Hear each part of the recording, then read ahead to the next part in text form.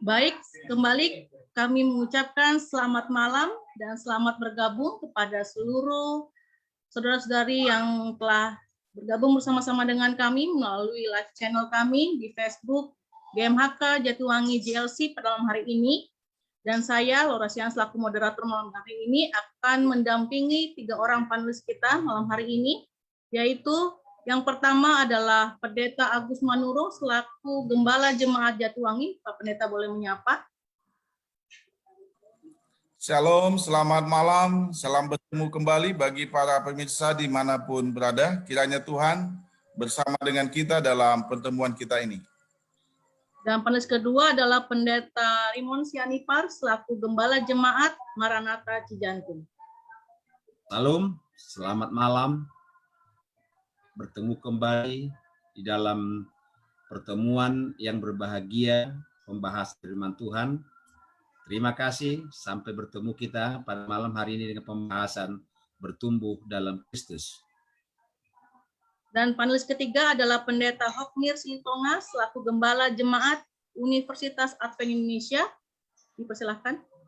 Shalom, selamat malam bagi kita semuanya, kepada seluruh permisa dimanapun saudara-saudara berada. Terima kasih kita boleh bergabung dan mengikuti pendalaman Alkitab pada malam hari ini. Bisa dimanapun saudara-saudara berada. Terima kasih. Baik, malam hari ini kita telah memasuki seri ke-11 dari 28 uraian doktrin dasar Alkitabiah, yaitu bertumbuh dalam Kristus, yang merupakan satu dari 8 doktrin gereja. Dan untuk memulai acara malam hari ini, kami mengundang Pendeta R. Sianipar untuk membawakan doa buka. Baik, mari kita sama-sama berdoa. Ya Allah, ya Tuhan kami, Allah yang bertahta dalam kerajaan surga, sumber segala berkat, sumber segala penghiburan, dan sumber segala hikmat.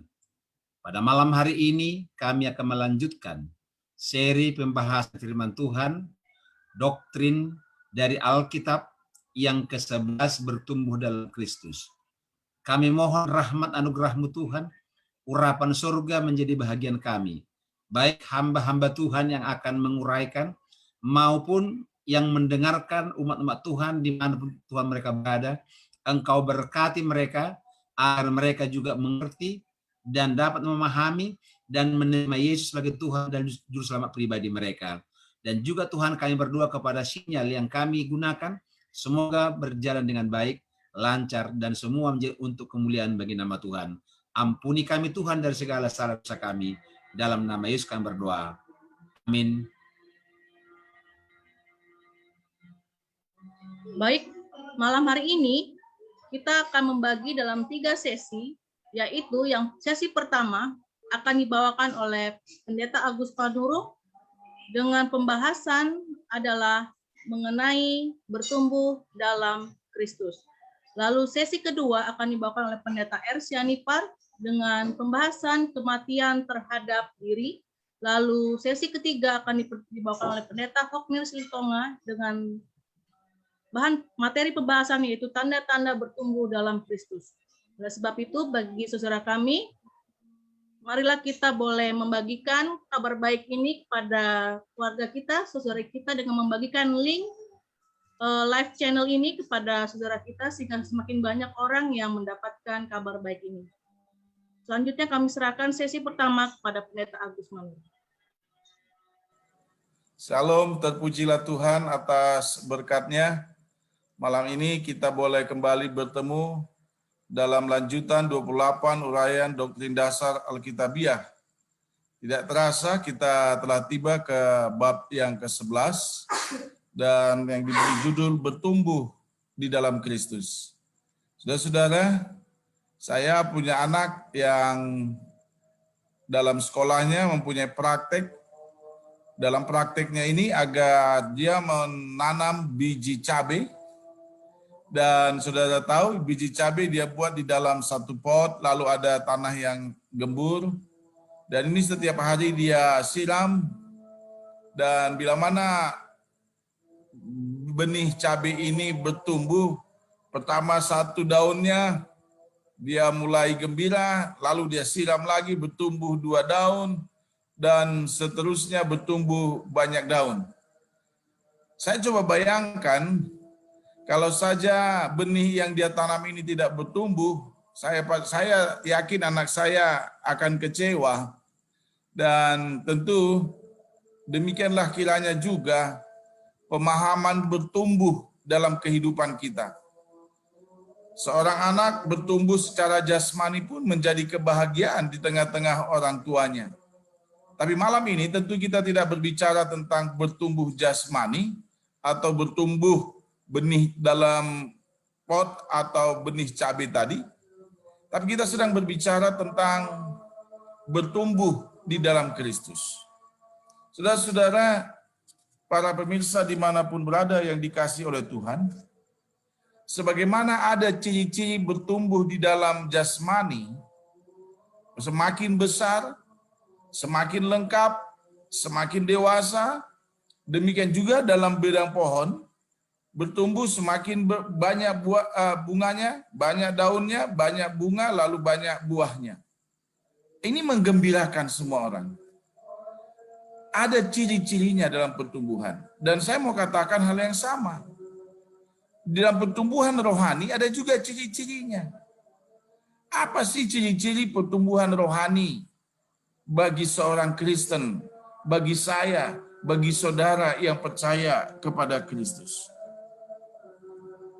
Prinsip yang paling mendasar dari pertumbuhan rohani adalah kehidupan Kristen ini dimulai dari kematian. Ya sama, benih itu, biji itu ditanam mati. Dia dimulai, kalau saja benih tidak mati, ya dia tidak akan bertumbuh. Nah, itu sebabnya ini menarik. Pertumbuhan rohani dimulai dari prinsip dasar, yaitu kematian. Kematian yang kita coba lihat pertama adalah kematian Yesus Kristus. Ini sangat penting. Bagaimana kita memandang kepada salib, di mana Yesus Kristus disalibkan di sana. Kalau saja Yesus tidak mati, maka pertumbuhan rohani tidak ada kehidupan di dalamnya. Mengapa? Karena upah dosa adalah maut. Dan manusia tidak bisa keluar atau menyelamatkan diri dari maut itu sendiri. Itu sebabnya satu janji yang pasti dari Alkitab, kami minta host kita boleh membacakannya, 1 Yohanes 1 ayat yang ke-7. Laura boleh bantu baca 1 Yohanes 1 ayat yang ke-7. 1 Yohanes 1 ayat 7. Tetapi jika kita hidup di dalam terang sama seperti Dia ada di dalam terang, maka kita beroleh persekutuan seorang dengan yang lain, dan darah Yesus anaknya itu menyucikan kita daripada segala dosa. Mari kita ingat, darah Yesus anaknya yang tunggal menyucikan kita dari segala dosa. Bagaimana yang dimaksud dengan darah Yesus menyucikan kita dari segala dosa? Inilah yang kita maksud secara pengertian Alkitabiah, bahwa tercurahnya darah Yesus adalah melalui kematiannya di kayu salib.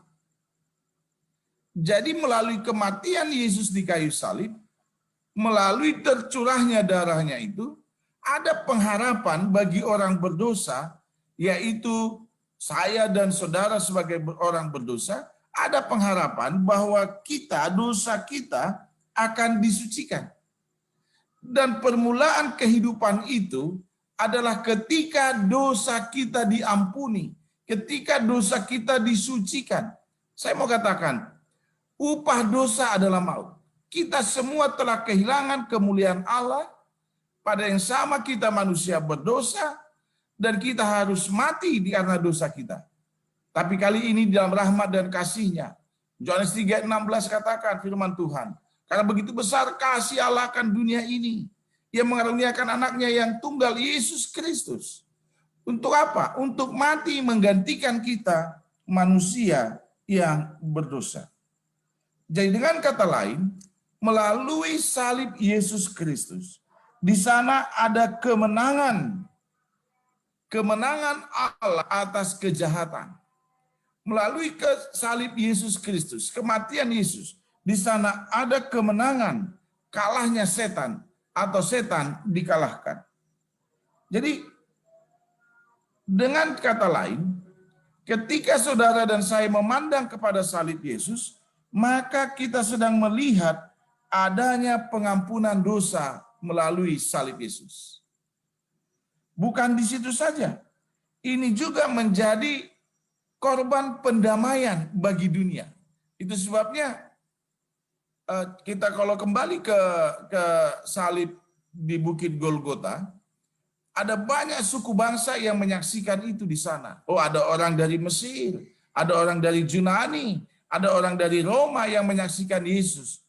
Ini tanpa sadar kita memaknainya bahwa melalui salib Yesus pada waktu di Bukit Golgota itu, kita bisa melihat bahwa ini semua orang ada dari Mesir, Roma, Yunani, mereka boleh berdamai satu sama lain. Ya, mereka berdamai oleh karena salib Yesus. Yang tadinya secara bangsa Roma bisa menjajah Israel, mereka bermusuhan, tapi kan sama-sama memandang kepada salib Yesus. Secara garis besar kita bisa lihat ada perdamaian di sana. Itu sebabnya melalui kematian Yesus, kita ini sedang didamaikan.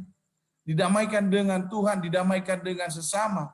Coba bayangkan, dosa saya, dosa istri saya, bagaimana kami bisa berdamai satu terhadap lain? Tidak ada caranya kecuali saya merasakan pengampunan, istri saya merasakan pengampunan melalui kematian Yesus Kristus. Maka kalau saya didamaikan dengan Yesus, istri saya didamaikan dengan Yesus melalui kematiannya, maka secara otomatis kita ini sebagai suami dan istri saling berdamai satu sama lain. Kemudian melalui kematian Yesus di kayu salib, saya katakan tadi setan dikalahkan. Dan kita bisa lihat, hai maut di mana sengatmu? Demikian firman Tuhan. Jadi dengan kata lain, upah dosa adalah maut. Inilah rencana setan dari mulanya.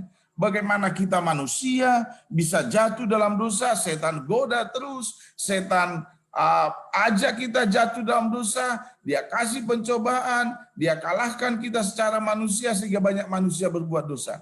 Tapi ketika ada kematian Yesus di kayu salib, inilah dasar pengampunan bagi orang Kristen yang berdosa.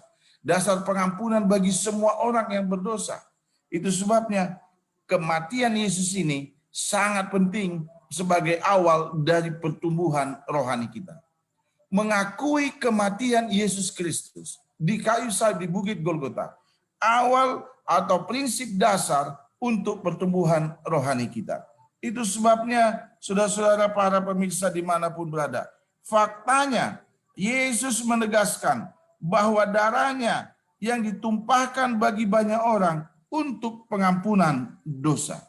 Dalam Matius 26 ayat 28, boleh Laura baca ayat yang berikut. Matius 26 ayat 28.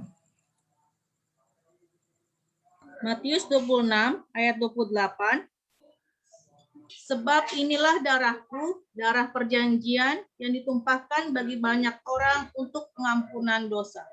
Lihat, melalui kematian Yesus di kayu salib, darah yang tertumpah itu untuk pengampunan dosa bagi banyak orang. Kita diselamatkan tentu oleh karena kasih karunia Yesus Kristus. Kristus diperlakukan sebagaimana kita manusia berdosa, yang seharusnya Yesus tidak pernah kenal dosa. Tapi maut yang harusnya diupahkan kepada dosa kita, sekarang diupahkan kepada Yesus supaya saudara dan saya memperoleh kesembuhan. Itu yang saya katakan, oleh bilur-bilurnya kita menjadi sembuh. Dan pada yang sama, salib itu adalah alat Allah bagi tercapainya pendamaian umat manusia dengan Tuhan. Saudara-saudara, para pemirsa dimanapun berada, mari saya mengajak kita melihat kepada Yesus Kristus melalui kematiannya. Yesus bangkit, ada kehidupan baru. Dan saya mau katakan, dasar prinsip pertumbuhan rohani, kita juga harus mati, didasarkan oleh kematian Yesus Kristus yang mati dan bangkit. Yang seharusnya saya mati karena upah dosa saya. Tapi Yesus sudah menggantikan kematian itu. Maka dengan kata lain, awal pertumbuhan rohani bagi saudara dan saya adalah melihat kematian Yesus Kristus. Demikian untuk pembahasan sesi pertama. Saya kembalikan kepada host kita, Laura Siang. Baik, terima kasih atas pembahasan sesi pertama yang dibawa oleh Pendeta Agus Manurung. Begitu baik sekali bagaimana dikatakan bertumbuh dalam Kristus itu laksana seperti seorang anak ya. Dia bertumbuh dari lahir, dari bayi hingga menjadi anak-anak, lalu bertumbuh kembali menjadi remaja, begitu juga menjadi dewasa. Begitu juga dengan kerohanian kita. Katakan kita harus bertumbuh, iman kita harus bertumbuh ya, semakin hari semakin dekat kepada Tuhan. Kami juga mengucapkan selamat malam dan selamat bergabung kepada saudara kami yang sudah bergabung malam hari ini. Ada Saudari Laksmi Juli, ada Ibu Lolita Hutapea, ada Ibu Nursida Hombing, ada Ibu Deni Herlina, ada Bapak Edgar Sitohang, ada Ibu Roslina Sihotang, dan juga Saudari Yulita Vero. Jika di antara saudara kami ada yang ingin bertanya, boleh menuliskan pertanyaannya di kolom komentar, dan di sini ketiga panelis kita akan menjawab pertanyaan-pertanyaan yang disampaikan. Selanjutnya, kita akan memasuki sesi kedua yang akan dibawakan oleh Pendeta Ersian. Persilahkan. Baik, selamat malam umat Tuhan yang dikasihi oleh Yesus Kristus. Lanjutan dari apa yang sudah disampaikan oleh Pendeta Agus Manurung, aspek pertama adalah kematian Yesuslah satu-satunya cara untuk kita dapat bertumbuh. Yang kedua, aspek kedua yang perlu adalah setelah Yesus mati, maka kita pun harus mati. Diri kita harus mati. Mati kepada Yesus. Mati karena dosa itu kepada Yesus, sehingga kematian Yesus itu bisa menumbuhkan kehidupan baru bagi kita. Karena Yesus katakan, jika kamu tidak lahir kembali, kamu tidak dapat menerima kerajaan surga. Artinya, kehidupan baru harus dimulai dari mati dulu kepada dasar yang pertama, kepada kematian Yesus. Yang penting di sini adalah kita tidak dapat menerima perjanjian baru, kita tidak dapat menjadi manusia baru, kita tidak dapat bertumbuh dalam Yesus kalau kita tidak mati. Diri kita mati. Makanya Paulus katakan, yang ada bukan saya lagi yang hidup. Kristus yang hidup dalam diri saya. Manusia lama saya sudah mati. Sekarang manusia baru karena Yesus telah mati bagi saya. Hidupku yang sekarang dalam daging adalah hidup oleh iman dalam anaknya yang telah mengasihi aku dan menyerahkan nyawanya untuk aku, kata Rasul Paulus di dalam Roma pasal 6 itu. Saudara yang kasih dalam Tuhan, pertumbuhan kita harus dimulai daripada biji yang ditumbuhkan, yang ditanam di dalam tanah, harus mati dulu kepada benih yang sudah bertumbuh itu kepada Yesus. Kalau tidak, maka kita tidak bisa bertumbuh. Kalau kita masih membawa manusia lama kita, maka kita tidak bisa bertumbuh dengan sempurna. Dikatakan Kristiani atau orang atau kehidupan Kristiani tidak dapat dimulai dengan kelahiran, harus dengan kematian dulu, ya. Kita sekarang yang sudah hidup ini, ya, maka kepada Nikodemus Yesus katakan, engkau harus mati kembali ke dalam kandungan ibumu, baru hidup kembali menjadi manusia baru, ya. Kalau tidak demikian, maka kita tidak bisa menjadi manusia baru. Kalau kita membawa manusia lama kita dan kita tidak bisa menghilangkan ego kita yang lama, maka kita tidak bisa bertumbuh. Di dalam 2 Korintus 5:17 katakan, siapa yang ada dalam Kristus, ia adalah ciptaan baru. Yang lama sudah berlalu, yang baru sudah datang. Kristus, ya, di dalam pelajaran tadi yang sebelumnya dikatakan, Kristus bukan Kristus yang baik yang menyelamatkan kita. Bukan Kristus pencipta itu yang menyelamatkan kita. Tapi Kristus yang mati itulah yang dapat menyelamatkan kita. Saudaraku pemirsa, dimanapun Anda berada, Yesus kalau dia tidak mati, tidak ada gunanya bagi kita untuk mengikuti Yesus. Yesus mati, maka kita pun harus mati kepada Yesus. Sehingga dikatakan Petrus yang tadinya orang yang emosional, orang yang gampang marah, setelah mati di dalam Yesus, dia menjadi manusia baru, menjadi dia orang yang pemberani, orang yang taat kepada Tuhan. Saulus yang tadinya penganiaya umat-umat Tuhan, pada waktu dia mati dalam dirinya, mati kepada Yesus, maka dia bertumbuh menjadi pengabar Injil yang luar biasa. Thomas yang tadinya orang yang ragu-ragu, tetapi karena dia mati di dalam Yesus, maka dikatakan dia menjadi orang yang garda terdepan untuk mengabarkan Injil Tuhan. Kepercayaan kita tumbuh, keimanan kita bertumbuh, kerohanian kita bertumbuh, hanyalah bila kita mengakui diri kita orang yang berdosa dan mati kepada kematian Yesus. Kalau tidak, kita tidak bisa bertumbuh. Ya. Jadi aspek yang kedua, setelah tadi kematian Yesus, maka kematian diri kita. Kematian diri. Kalau tidak pernah mati, tidak bisa bertumbuh. Dan aspek ketiga yang perlu kami sampaikan adalah, yaitu menghidupkan kehidupan baru.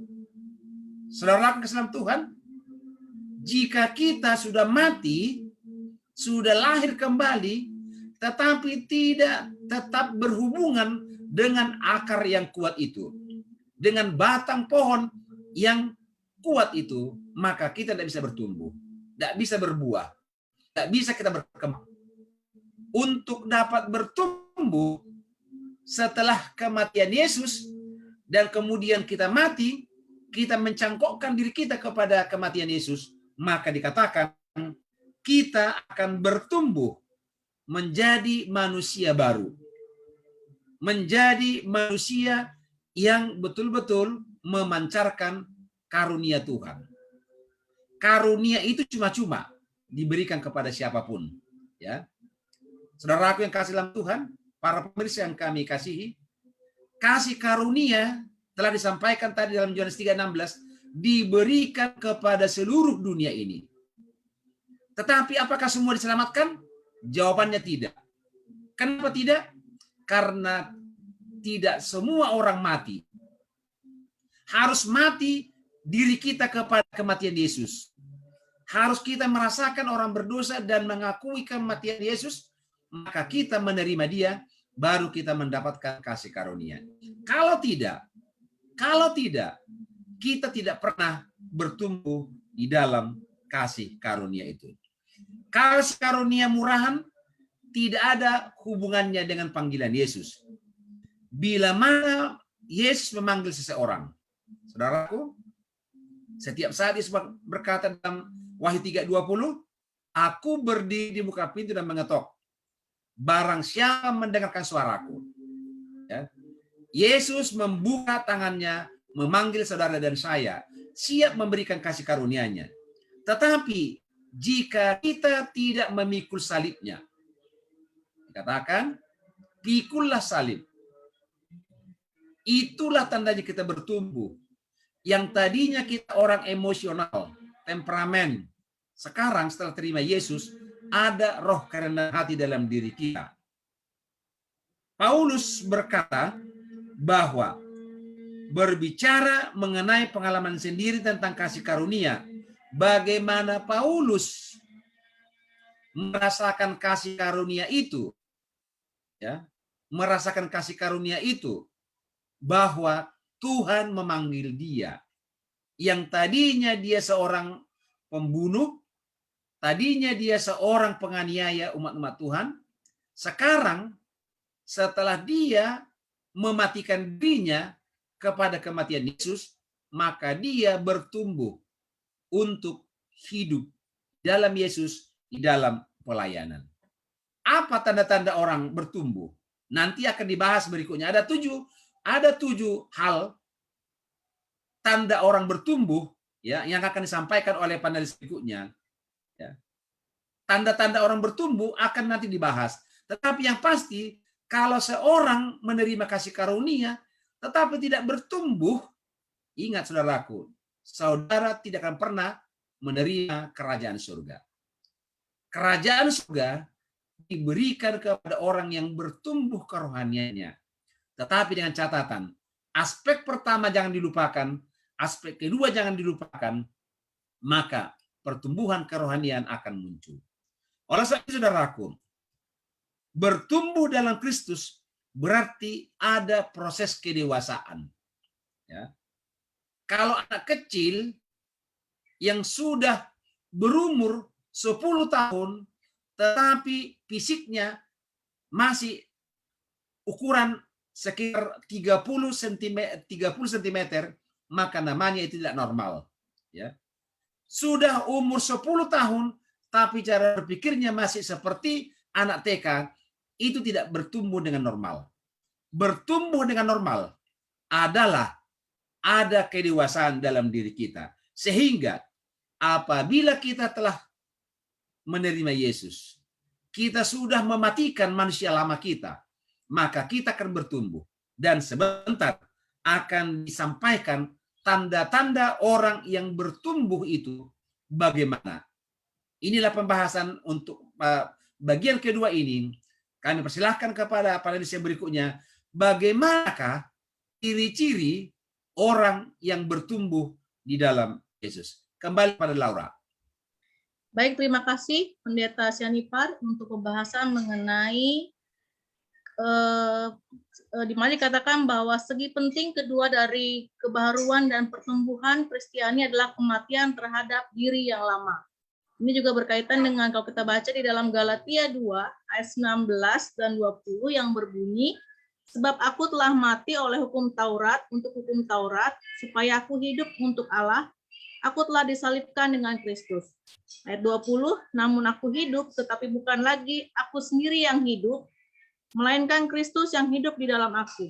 Dan hidupku yang kuhidupi sekarang di dalam daging adalah hidup oleh iman dalam Anak Allah yang telah mengasihi aku dan menyerahkan dirinya untuk aku. Selanjutnya, kita akan membahas mengenai 7 tanda-tanda bertumbuh dalam Kristus yang akan disampaikan oleh panelis ketiga. Dipersilakan Pendeta Silitona. Baik, terima kasih kepada host kita. Pada malam hari ini, saya akan melanjutkan pelajaran tentang bertumbuh di dalam Kristus, dan bahagian yang ketiga ini membahas tentang apa tanda-tanda orang yang bertumbuh di dalam Yesus. Tadi panelis yang pertama dan kedua, Pendeta Manurung dan Pendeta Sianipar, sudah memberikan gambaran pentingnya bertumbuh dan apa yang harus kita lakukan agar kita mengalami pertumbuhan di dalam Kristus. Setelah kita mengetahui pentingnya pertumbuhan itu, karena yang hidup, baik jasmani maupun rohaninya, dia harus bertumbuh. Dan kita tahu bagaimana caranya bertumbuh. Dan setelah kita tahu caranya bertumbuh, akan kelihatan tanda-tanda dalam kehidupan kita bahwa kita bertumbuh di dalam Kristus. Itulah bahagian yang ketiga yang akan kita pelajari pada saat ini. Untuk itu langsung saja kita melihat apa ya tanda-tanda orang yang bertumbuh di dalam Kristus. Yang pertama, dia memiliki kehidupan yang penuh roh. Satu kehidupan roh, artinya kehidupannya itu adalah kehidupan yang bersifat rohani. Mengapa demikian? Karena Roh Kudus sudah berkuasa di dalam hatinya. Itu sebabnya Yesus mengatakan, jikalau engkau tidak dilahirkan dari air dan roh. Yesus mengatakan, ia tidak dapat masuk ke dalam kerajaan surga. Kita tahu, hidup dari air itu dibaptis, dan hidup melalui roh adalah Roh Kudus yang tinggal di dalam kehidupan kita. Itulah yang disebut dengan roh kebenaran, Roh Kudus, penghibur, parakletos yang menolong kita agar kita menghidupkan satu kehidupan rohani. Apa tandanya itu? Apa ciri-cirinya? Orang yang menghidupkan kehidupan rohani, maka praktek kebiasaan-kebiasaan manusia lama itu sudah ia tinggalkan. Dia memulai satu kehidupan manusia yang baru. Di dalam Galatia pasal 5 ayat 19 dan 21 dikatakan, kedewasaan seperti ini akan menolak perbuatan-perbuatan daging. Apa itu perbuatan dagingnya? Percabulan, kecemaran, hawa nafsu, penyembahan berhala, sihir, perseteruan, dan lain sebagainya. Inilah kesukaan dari manusia-manusia lama itu, yang belum dipenuhi oleh roh. Tetapi orang-orang yang sudah dipenuhi oleh roh, yang menerima Yesus Kristus dan menerima kuasa Roh Kudus itu mengubahkan kehidupannya. Dia akan meninggalkan praktek-praktek dunia yang mungkin selama ini ia lakukan. Dan dia melakukan satu kebiasaan roh. Dan apa itu? Sudah jelas, Galatia 5, 22-23, inilah praktek kehidupannya.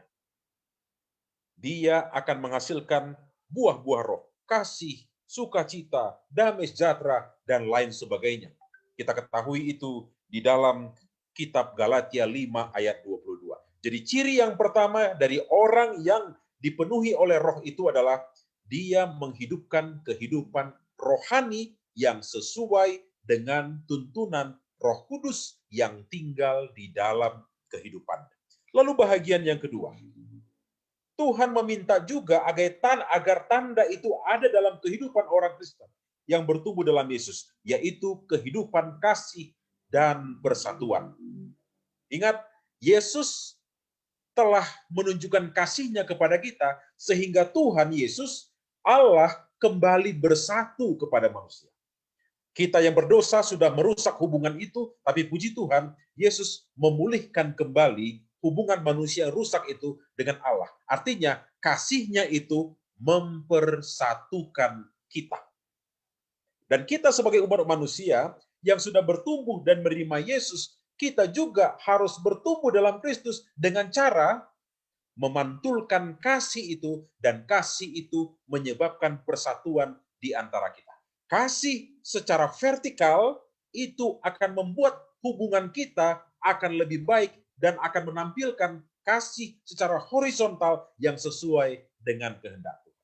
Karena Allah lebih dahulu mengasihi kita, sehingga kita lebih mengasihi Tuhan dan juga mengasihi sesama kita tanpa membeda-bedakan orang. Ya. Itu namanya persatuan. Persatuan tidak mengenal ras, tidak mengenal suku, agama, suku bangsa, dan lain sebagainya. Semua umat-umat Tuhan itu adalah umat-umat yang layak mendapatkan hubungan kasih dan persatuan dari umat-umat Tuhan. Ciri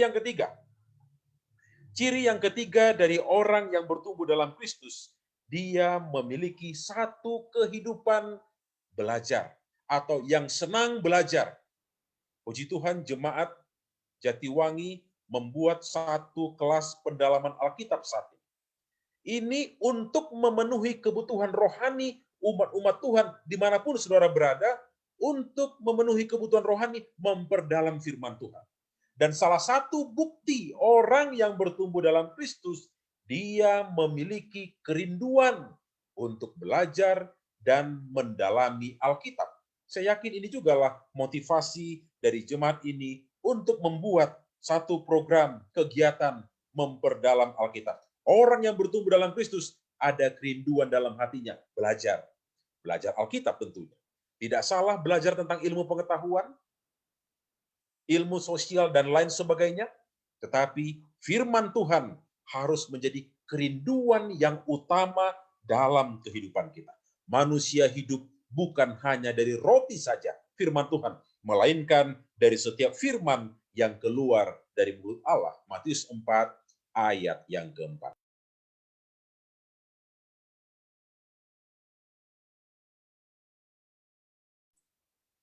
Suaranya, Oknir, suaranya. Ya, karena dengan belajar kita akan bertumbuh. Oleh karena kita banyak mendalami, banyak menggali, semakin pemahaman kita itu semakin jelas, sehingga kita semakin mengerti akan kehendak Tuhan. Oleh karena itu, umat-umat Tuhan harus memiliki tanda ini. Kita harus memiliki satu kerinduan untuk belajar Alkitab. Menyelidiki firman Tuhan, ayat demi ayat, pasal demi pasal, kitab demi kitab, itu merupakan firman Allah yang bermanfaat bagi kita, mengajar kita, menuntun kita, dan memperbaiki setiap kelakuan kita. Itulah bahagian yang ketiga. Yang keempat, yang hampir sama dengan itu, ya, Tuhan sudah berkomunikasi dengan kita. Kita juga harus berkomunikasi lancar dengan Tuhan. Allah sudah berbicara kepada kita melalui firman-Nya, dan Tuhan juga mengizinkan kita untuk mengungkapkan, berbicara kepada Tuhan, sama seperti berbicara kepada sahabat. Tidak bayar, tidak kena pulsa, tidak kena kuota. Kita bisa free berbicara kepada Tuhan kita. Langsung, Tuhan langsung mendengarnya. Bahkan bukan hanya yang kita ucapkan, bahkan apa yang ada dalam hati kita, bila mana kita sampaikan kepada Yesus, maka Tuhan akan mendengarkan seruan permohonan doa-doa kita. Jadi tanda yang keempat, dari orang yang bertumbuh dalam Kristus, ada kehidupan berdoa di dalam dirinya. Bila mana firman Tuhan itu merupakan makanan rohani bagi kita, doa itu bagaikan nafas jiwa, nafas rohani yang menunjukkan bahwa kita hidup, bahwa kita bertumbuh, terutama dalam kehidupan kerohanian kita. Jadi firman Tuhan dan doa ini merupakan kebutuhan pokok dari kehidupan kerohanian kita agar kita bisa bertumbuh. Jadi kita boleh simpulkan, kalau seandainya Alkitab kita tidak suka baca, doa sering kita lupakan, lalu tidak ada perubahan rohani dalam kehidupan kita, tidak ada kasih dalam kehidupan kita, tidak ada persatuan, bahkan pembuat masalah, troublemaker, dan lain sebagainya. Kadang-kadang kita bertanya, apakah dia bertumbuh dalam Kristus? Dan kita ingat, pertumbuhan dalam Kristus tidak ada tamat-tamatnya. Itu pekerjaan seumur hidup. Ya, jadi tidak pernah selesai, tidak pernah diwisuda ini orang yang bertumbuh di dalam Kristus, tetap ia akan menjalani pertumbuhan. Yang kelima, orang yang bertumbuh dalam Kristus adalah orang yang menunjukkan kehidupan yang menghasilkan buah. Ya, dari buahnya engkau akan melihat dan mengenal mereka. Firman Tuhan di dalam Matius pasal yang ke-7 ayat yang ke-20. Saudara sekalian, dari kehidupan kita, Tuhan meminta agar hasil itu kelihatan di dalam kehidupan kita.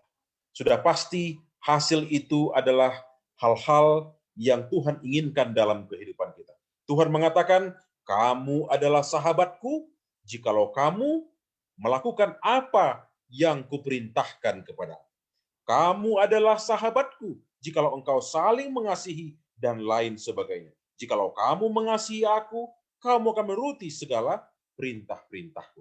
Jadi ada buah yang kelihatan. Dengan kasih dan penurutan kepada firman Tuhan, itu merupakan buah-buah yang kelihatan dalam kehidupan kita bila mana kita bertumbuh di dalam Kristus. Bahagian yang keenam.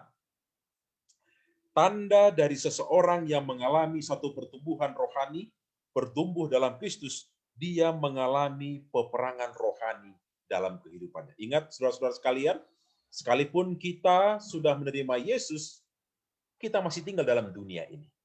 Dan yang tinggal dalam dunia ini tidak luput dari pencobaan-pencobaan.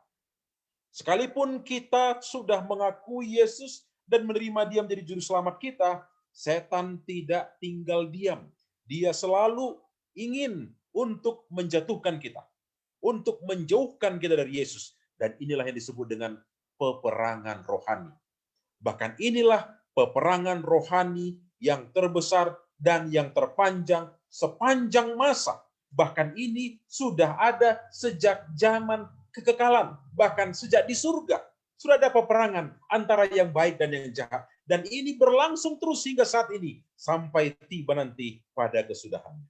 Tetapi puji Tuhan, ketika kita bertumbuh dalam Yesus, Tuhan sudah memberikan peralatan, perlengkapan senjata rohani bagi kita untuk bisa mengalahkan kekuatan yang diberikan oleh setan itu. Itu sebab yang dikatakan dalam Efesus pasal 6 ayat 12, karena perjuangan kita bukan melawan darah dan daging, tetapi melawan pemerintah-pemerintah, melawan penguasa-penguasa, melawan penghulu-penghulu dunia yang gelap ini, melawan roh-roh jahat di udara. Kita menyadari ini, ya. Firman Tuhan juga mengatakan, sadarlah dan berjaga-jagalah, lawan musuh iblis seperti singa yang mengaum-ngaum dan siap menerkam orang-orang yang mau mengikuti dia. Jadi oleh karena itu kita menyadari ada peperangan pergolakan dalam kehidupan kita. Tapi puji Tuhan, Tuhan sudah memberikan kekuatan rohani bagi kita. Kita gunakan perlengkapan itu, kita pasti bisa mengalahkan kuasa kegelapan yang mencoba untuk apa? Untuk mengalahkan. Paulus mengatakan, persenjataan kita itu ikat berikat pinggangkan kebenaran, baju jirah keadilan, kasut Injil damai sejahtera, perisai iman, ketopong keselamatan, pedang roh, serta kuasa doa andalkan. Itulah hal-hal yang perlu kita lakukan untuk mengalahkan kuasa kejahatan. Dan yang terakhir, bagian yang ketujuh, tanda-tanda orang yang bertumbuh dalam Yesus, ada kehidupan beribadah dalam dirinya, kehidupan bersaksi, dan juga pengharapan. Orang-orang yang bertumbuh dalam Yesus, kerinduannya adalah pertemuan-pertemuan rohani. Ya. Tidak salah melakukan pertemuan sosial, pertemuan persahabatan, arisan, dan lain sebagainya, tapi jangan sampai lupa. Bahkan ini harus menjadi pertemuan utama kita, yaitu pertemuan-pertemuan ibadah, pertemuan-pertemuan rohani. Jadi kalau sudah mulai malas beribadah, malas ke gereja, malas persekutuan-persekutuan rohani, hati-hati. Jangan-jangan pertumbuhan kita dalam Kristus terganggu. Kita sudah mulai menjauhkan diri dari Tuhan. Tuhan mengatakan kita harus memiliki kehidupan ibadah yang sungguh-sungguh. Dan bukan hanya ibadah, kita akan bersaksi. Apa yang kita saksikan? Betapa indahnya berjalan bersama-sama dengan Tuhan. Itulah yang kita saksikan. Dan pengharapan kita selalu tertuju kepada Yesus Juru Selamat kita, yang akan datang menyelamatkan kita, menolong kita, dan membawa kita ke dalam apa? Ke dalam kehidupan yang kekal yang Tuhan sediakan. Inilah yang merupakan kebiasaan kehidupan kita. Inilah yang merupakan satu hal yang harus kita ingat, tanda-tanda bagaimana seseorang itu bertumbuh di dalam Yesus. Mudah-mudahan ciri-ciri bahagian, 7 bahagian yang kita pelajari tadi ada dalam kehidupan kita. Kalau itu tidak ada atau hilang, kita perlu koreksi diri kita. Apakah saya ini sudah bertumbuh atau masih tetap? Dan orang yang tetap itu tidak normal. Orang yang normal itu bertumbuh terus-menerus. Dan ketujuh hal tadi merupakan bahagian yang harus ada di dalam kehidupan kita. Itulah pembahasan bahagian yang ketiga ini. Semoga Tuhan kiranya memberkati kita. Terima kasih. Saya kembalikan kepada host kita. Baik, terima kasih atas pembahasan yang ketiga mengenai tanda-tanda bertumbuh dalam Kristus. Di mana tadi kalau saya dapat simpulkan ada 7 ya. Yang pertama adalah suatu kehidupan roh, yang kedua adalah suatu kehidupan kasih dan persatuan, ketiga suatu kehidupan belajar, 4 suatu kehidupan doa, 5 suatu kehidupan yang menghasilkan buah, 6. Suatu kehidupan peperangan rohani. Dan yang ketujuh, suatu kehidupan ibadah, bersaksi, dan pengharapan. Kami juga kembali menyapa saudara kami yang sudah bergabung malam hari ini. Ada Pendeta Muda Surya Sianipar, ada Bapak David Gordon, ada Bapak Beni Hutagaol, dan juga Bapak Mauricia. Selanjutnya kita akan memasuki sesi pertanyaan. Di sini sudah ada beberapa pertanyaan yang dikirimkan kepada kami melalui kolom komentar yang ada di Facebook channel GMHK Jatiwangi JLC. Pertanyaan pertama adalah berasal dari Bapak David Gordon. Pertanyaannya adalah, apakah saya dapat merasakan kalau saya sudah bertumbuh dalam Kristus, atau itu hanya dapat dinilai oleh orang lain? Dan apa tanda-tanda bila saya sudah bertumbuh sempurna dalam Kristus? Terima kasih. Mungkin ini bisa saya serahkan kepada Pendeta Silitonga. Silakan. Baik, terima kasih host yang sudah menyampaikan pertanyaan ini. Baik. Secara pribadi, kita bisa mengoreksi diri kita. Kita bisa menilai diri kita. Dan memang yang paling tahu tentang diri kita itu adalah kita sendiri. Jadi kita bisa mengetahui, saya ini bertumbuh di dalam Kristus atau tidak, itu memang kita yang lebih mengetahui. Karena kita tahu siapa kita sebenarnya, apa motivasi kita, apa isi hati kita, dan apa angan-angan hati kita, dan lain sebagainya. Apakah yang kita lakukan ini hanya sekedar formalitas, supaya dilihat orang dan lain sebagainya, atau itu memang tulus kerinduan hati kita. Memang betul, yang pertama melihat itu adalah diri kita sendiri. Ya. Dan perlu juga kita mendengarkan koreksi dari orang lain, ya, orang-orang yang terdekat kita. Dengan pasangan kita, suami atau istri, atau anak-anak kita. Mereka inilah yang paling murni bisa mengoreksi kita. Mereka yang tahu bagaimana aslinya kita. Kadang-kadang anak kita kadang-kadang menegur kita. Kok Bapak begitu? Kok Bapak begitu? Ya, kadang-kadang mereka itu juri yang sangat jujur dalam kehidupan kita. Kita juga harus dengarkan mereka. Ya, pasangan kita, istri, atau suami, atau anak-anak itu bisa memberikan koreksi kepada kita. Bapak sepertinya harusnya begini. Oh, kenapa Bapak begini? Kenapa begini? Kenapa begini? Ya, ini merupakan koreksi bagi kita bahwa kita ini masih banyak kekurangan. Masih banyak kelemahan-kelemahan kita. Untuk itu, kita perlu juga mendengarkan mereka. Kita bisa menilai diri kita, dan kita juga menerima masukan dari orang lain. Ya, jadi kita tampung, kita terima semuanya itu, dan tanda-tanda yang tadi, itu memang harus keluar dari dalam hati kita. Bukan sekedar hanya untuk dilihat orang. Oh, dia ini seorang yang rajin, dia seorang yang religius, tetapi belum tahu hatinya apa, motivasinya apa. Apakah itu hanya kamuflase? Apakah itu hanya topengnya saja? Atau itu hanya penampilan di luar? Bahkan bila mana itu terjadi, itu sama dengan orang-orang yang munafik dalam kehidupan kita. Jadi betul, tetap diri kita yang tahu siapa diri kita, tetapi kita juga harus menerima masukan dari anggota keluarga, dari teman-teman kita, dari sahabat kita, dari anggota-anggota yang lain, jemaat yang lain, itu boleh memberikan masukan untuk perbaikan bagi kehidupan kerohanian kita. Apakah kita bertumbuh atau tidak? Demikian jawaban yang bisa saya sampaikan. Terima kasih atas jawaban yang begitu baik dari Pendeta Silitonga. Apakah ada tambahan dari Pendeta Manurung maupun Pendeta Sianipar untuk pertanyaan ini?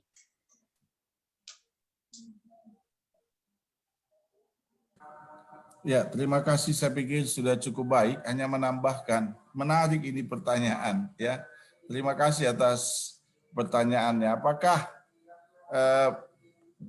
bertumbuh ini saya bisa tahu nggak saya gitu ya? Jadi begini, satu kali kita memahami kisah di Alkitab bahwa Yesus bertemu dengan orang muda yang kaya. Kita tahu itu ceritanya. Lalu dia klaim dirinya, orang muda kaya ini klaim, oh bicara tentang penurutan hukum, hormati ayah ibu, saya sudah lakukan, dia bilang. Bicara tentang persepuluhan, saya sudah lakukan. Bicara tentang kehebatan atau jabatan, dia punya jabatan, Sanhedrin, pemimpin. Dan bahkan bicara tentang rezeki, kata orang, kalau orang yang rohani itu kaya gitu ya, dia juga sudah dapatkan.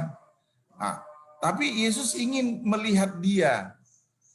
Benarkah pertumbuhan rohani yang dia sebutkan tadi, saya sudah lakukan penurutan hukum, saya sudah berikan persepuluhan persembahan saya, kemudian saya juga orang yang diberkati Tuhan, punya pejabatan Sanhedrin, saya juga orang yang diberkati oleh Tuhan, saya jadi orang kaya. Tapi Yesus ingin tahu, rupanya klaim diri sendiri bertumbuh sangat bahaya, kira-kira begitu ya. Bagi saya dari kisah itu saya melihat sangat bahaya klaim diri sendiri bertumbuh. Kalau begitu dari mana saya tahu bahwa saya ini jadi orang yang sudah bertumbuh? Ya memang sama seperti saya katakan, dari mana saya tahu buah itu asam, pahit, manis? Ya ketika orang lain mencicipinya. Dari mana orang tahu saya ini orang yang baik? Ya orang lain. Nggak boleh kalau saya bilang, oh saya orang baik, itu sombong rohani, hati-hati juga.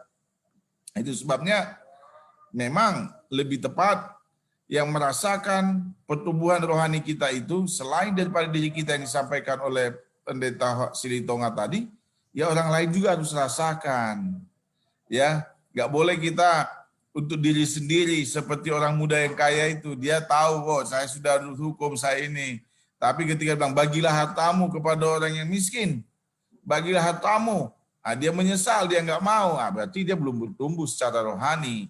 Ya, jadi Yesus mau pertumbuhan rohani itu. Ketika saya merasakannya, orang lain juga merasakannya. Itu tambahan dari saya. Silakan saya kembalikan kepada host kita. Baik, terima kasih. Apakah ada tambahan lagi dari Pendeta Sianipar untuk pertanyaan ini? Sebenarnya udah jelas, ya.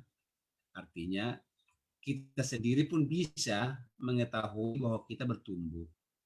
Kalau kemarin sebelum-sebelumnya kita tidak rajin ke gereja, tetapi setelah mengenal Yesus semakin menyadari kelemahan kita rajin ke gereja, itu namanya bertumbuh.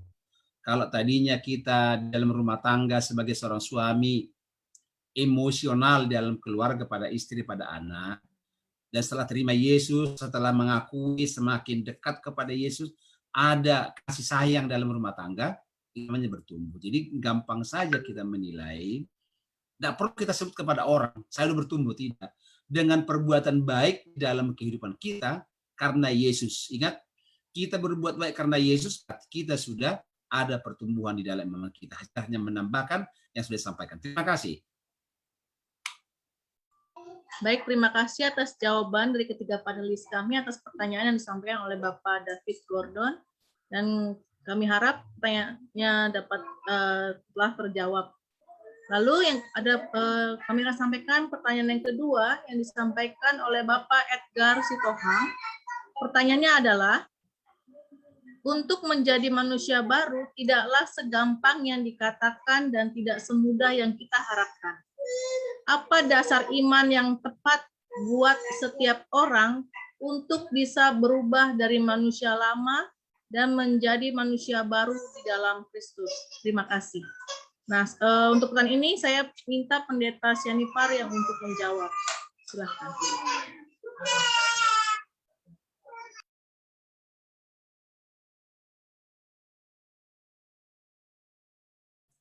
Suaramu nggak jelas di terakhir itu, Laura. Silakan ulangi. Saya ulangi ya pertanyaannya, Pak Pendeta. Untuk menjadi manusia baru tidaklah segampang yang dikatakan dan tidak semudah yang kita harapkan. Apa dasar iman yang tepat buat setiap orang untuk bisa berubah dari manusia lama dan menjadi manusia baru di dalam Kristus? Demikian Pak Pendeta. Silakan. Baik, saudaraku, saudara pemirsa yang berbahagia, dan juga saudara Sitohang Edgar yang sudah menanyakan dasar daripada kehidupan kita. Kita tidak bisa hidup, kita tidak bisa bertumbuh tanpa Yesus. Dasar utama kita adalah harus mati dalam diri kita. Manusia lama kita harus mati. Ya, manusia lama kita harus kita letakkan di salib Yesus. Kalau tidak, kita tidak bisa bertumbuh. Apakah kita bisa sempurna? Tidak bisa. Selama kita di dunia ini, kita tidak bisa bersempurna. Tetapi kita harus mengarah kepada kesempurnaan. Ya. Karena orang yang masuk surga harus orang sempurna.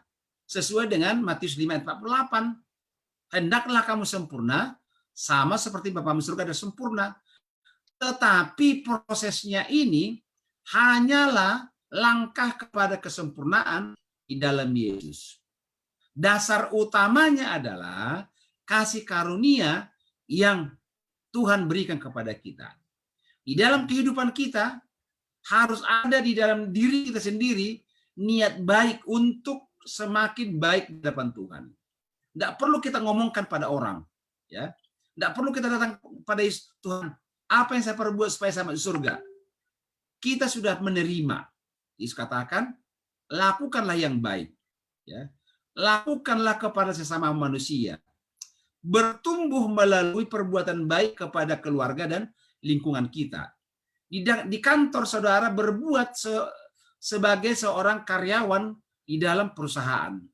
Sebagai seorang guru, lakukanlah yang terbaik di dalam pelayanan. Itulah langkah-langkahnya. Dasarnya adalah terima Yesus, maka mulai bertumbuh. Kalau tidak berusaha, saudara tidak akan pernah mencapai kesempurnaan itu. Ya. Untuk mencapai kesempurnaan itu hanyalah dari hari ke hari bertumbuh, selangkah demi selangkah bertumbuh, sampai titik akhir, yaitu Yesus datang menyempurnakan kita. Di dunia ini kita tidak bisa sempurna, tapi mengarah kepada kesempurnaan. Jadi kira-kira demikian yang dapat kami sampaikan. Sesuai dengan pelajaran malam hari ini, dasar utama untuk sempurnaan adalah disempurnakan oleh kasih karunia Tuhan. Terima kasih, kembali kepada host. Baik, terima kasih Pak Pendeta Syanipar. Apakah ada tambahan dari Pendeta Sindonga maupun dari Pendeta Manurung? Oke, terima kasih. Saya tambahkan sedikit. Memang betul kata pertanyaan dari penanya tadi. Tidak mudah dan tidak segampang itu kita bisa bertumbuh dalam Kristus. Kita kadang-kadang berusaha untuk hidup lebih baik. Tapi kenyataan dalam kehidupan kita, kadang-kadang kita masih tetap pada kondisi yang lama dan tidak bertumbuh dalam kehidupan kita. Tetapi puji Tuhan, Tuhan memberikan jalan keluar bagi kita. Tuhan mengatakan, bukan dengan kekuatan, bukan dengan keperkasaan, melainkan dengan Rohku, firman Tuhan semesta alam.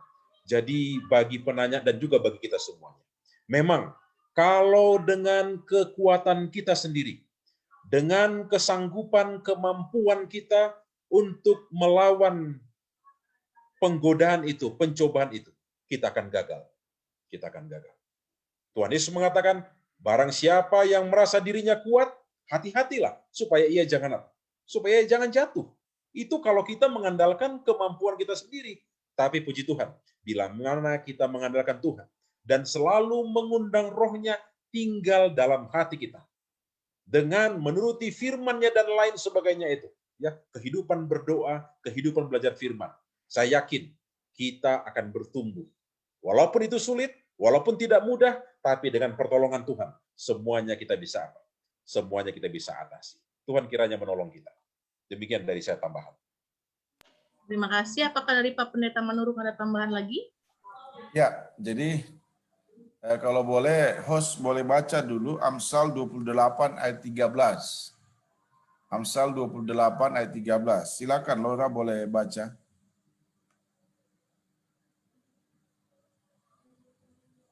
Amsal 28 ayat 13.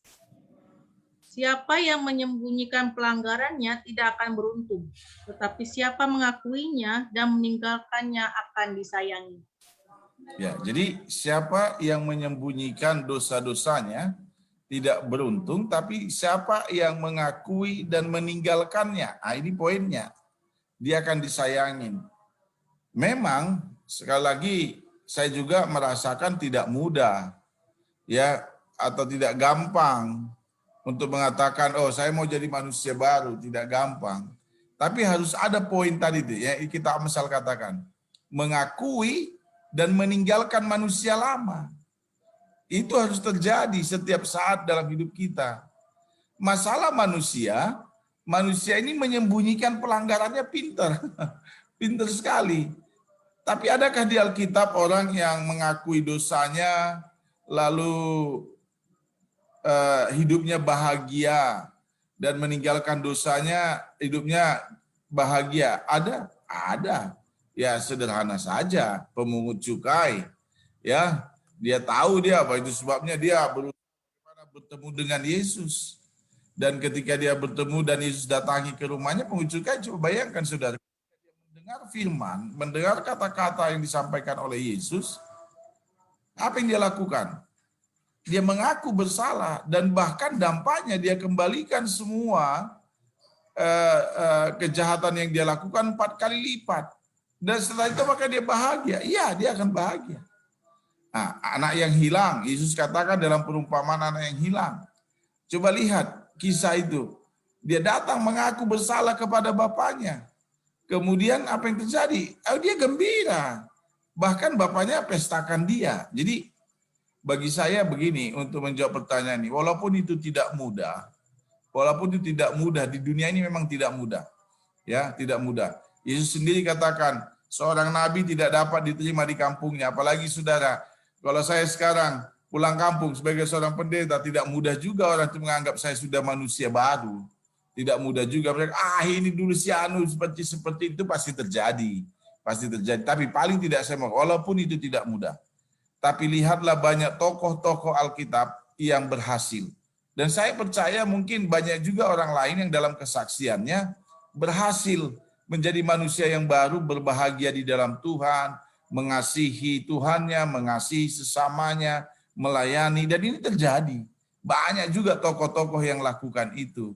Ya, jadi walaupun tidak mudah, saya percaya dengan kuasa Tuhan, kerinduan kita, mengakui semua manusia lama kita yang penuh dengan dosa, dan bahkan kita meninggalkan itu, saya percaya ada banyak orang yang sudah bahagia ketika dia meninggalkan dosa-dosanya dan menjadi manusia yang baru. Ya, demikian. Terima kasih, Laura.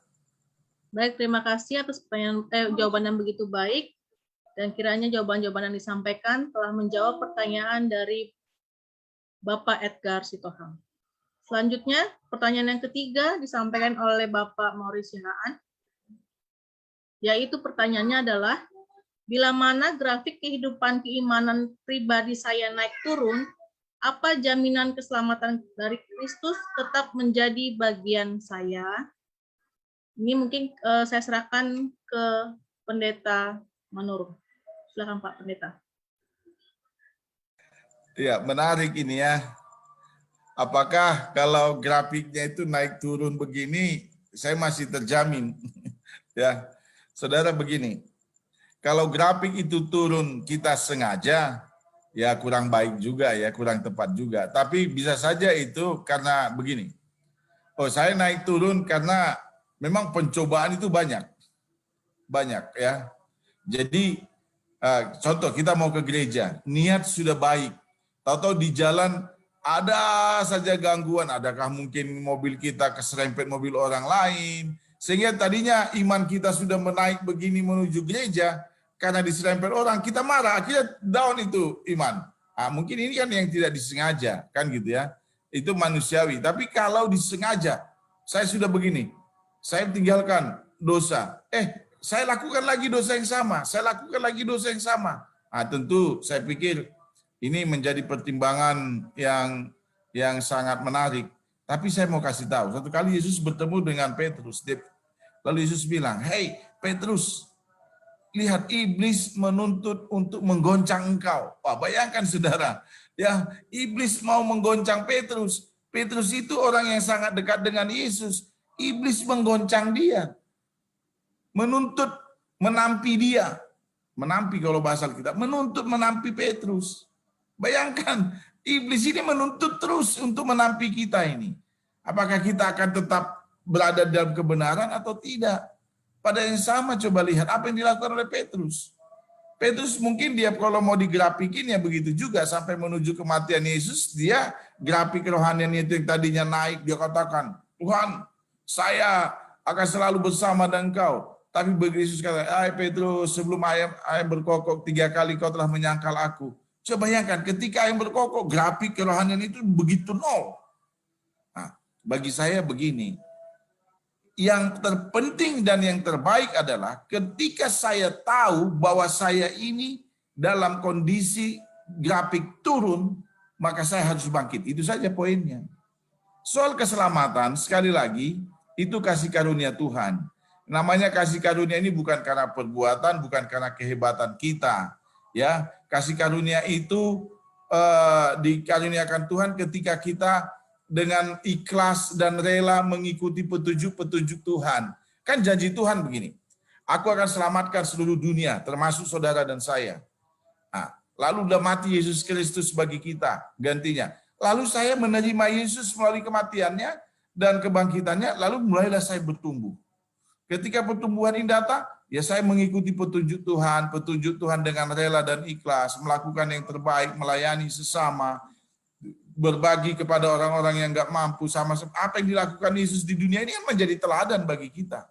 Tapi ketika kita jatuh, bangkitlah. Jatuh, bangkitlah. Dan mudah-mudahan, seperti saya katakan, saya nggak bisa jamin seseorang masuk surga atau tidak. Tidak ada yang bisa jamin, hanya kasih karunia Yesus. Mudah-mudahan kalau kita ikhlas, kita rela mengikut petunjuk Tuhan, melayani sesama, berbagi kepada sesama, dan bahkan tadi ada 7 poin yang dia disampaikan, tetap beribadah, mengasihi. Ya mudah-mudahan kasih karunia itu Tuhan berikan. Ya saya pikir begitu tambahan dari saya. Silakan, mungkin ada teman yang lain. Silakan, Laura. Baik, apakah ada tambahan dari Pendeta Silitonga maupun Pendeta Sianipar? Baik, boleh saya tambahkan, Laura?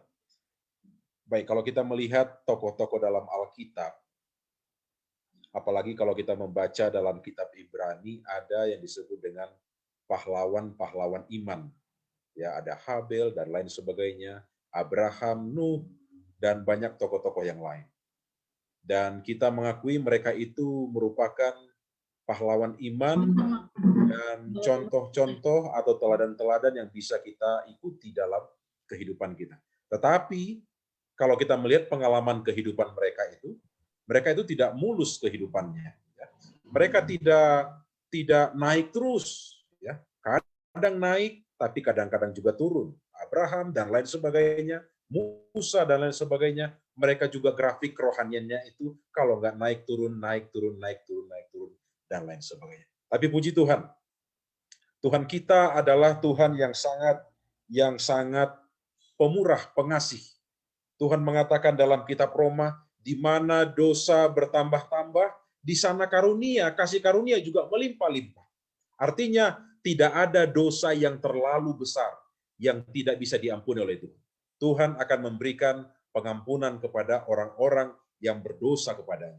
Dan Dia akan menyadarkan kita untuk hidup lebih baik di hadapan Tuhan. Tetapi walaupun demikian, bukan berarti ini kesempatan bagi kita untuk apa? Untuk hidup dalam dosa. Walaupun kasih karunia itu tetap tersedia bagi kita, bukan berarti diizinkan bagi kita untuk tinggal dalam dosa. Itu sebabnya dalam Roma pasal 6, dikatakan ayat 1 dan ayat yang kedua. Jika demikian, apakah yang hendak kita katakan? Bolehkah kita bertekun dalam dosa, supaya semakin bertambah kasih karunia itu? Oh, sekali-kali tidak, kata Yesus. Ya. Walaupun dosa bertambah-tambah, kasih karunia melimpah-limpah, tapi itu tidak memberikan kesempatan bagi kita untuk hidup dalam dosa. Mari kita keluar dari dosa dan memulai satu kehidupan yang baru.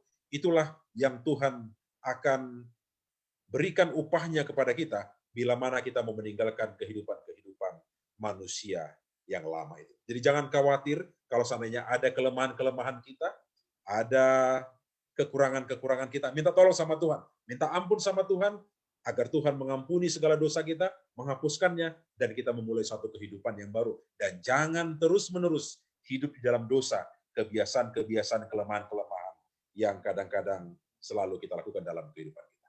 Demikian, Saudara Laura. Terima kasih. Baik, terima kasih. Apakah ada tambahan dari Pendeta Sianipar? Jelas. Oke. Demikian jawaban yang bisa disampaikan oleh para panelis untuk pertanyaan dari Bapak Morris Sihaan. Selanjutnya, pertanyaan dari Ibu Deni Herlina. Pertanyaannya adalah, bertumbuh kalau seumpama pohon dia berbuah, tapi berbuah asam.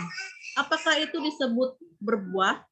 Nah, Pak Pendeta Senipal sudah senyum-senyum, sudah siap untuk menjawab. Silakan Pak Pendeta. Baik. Pertumbuhan yang benar adalah pertumbuhan yang mengeluarkan buah yang manis. Kalau buah yang asam itu bukan bertumbuh dalam Yesus. Judul dari pembahasan kita malam ini adalah bertumbuh dalam Kristus. Berarti menghasilkan buah yang manis. Kalau buahnya asam, menyakitkan orang lain, membuat orang lain sengsara, itu bukan buah dari Kristus. Saudaraku, dimanapun Anda berada, yang mendengarkan siaran langsung dari studio ini, jika saudara bertumbuh disenangi orang lain, berarti saudara bertumbuh dalam Kristus. Itulah buah yang manis.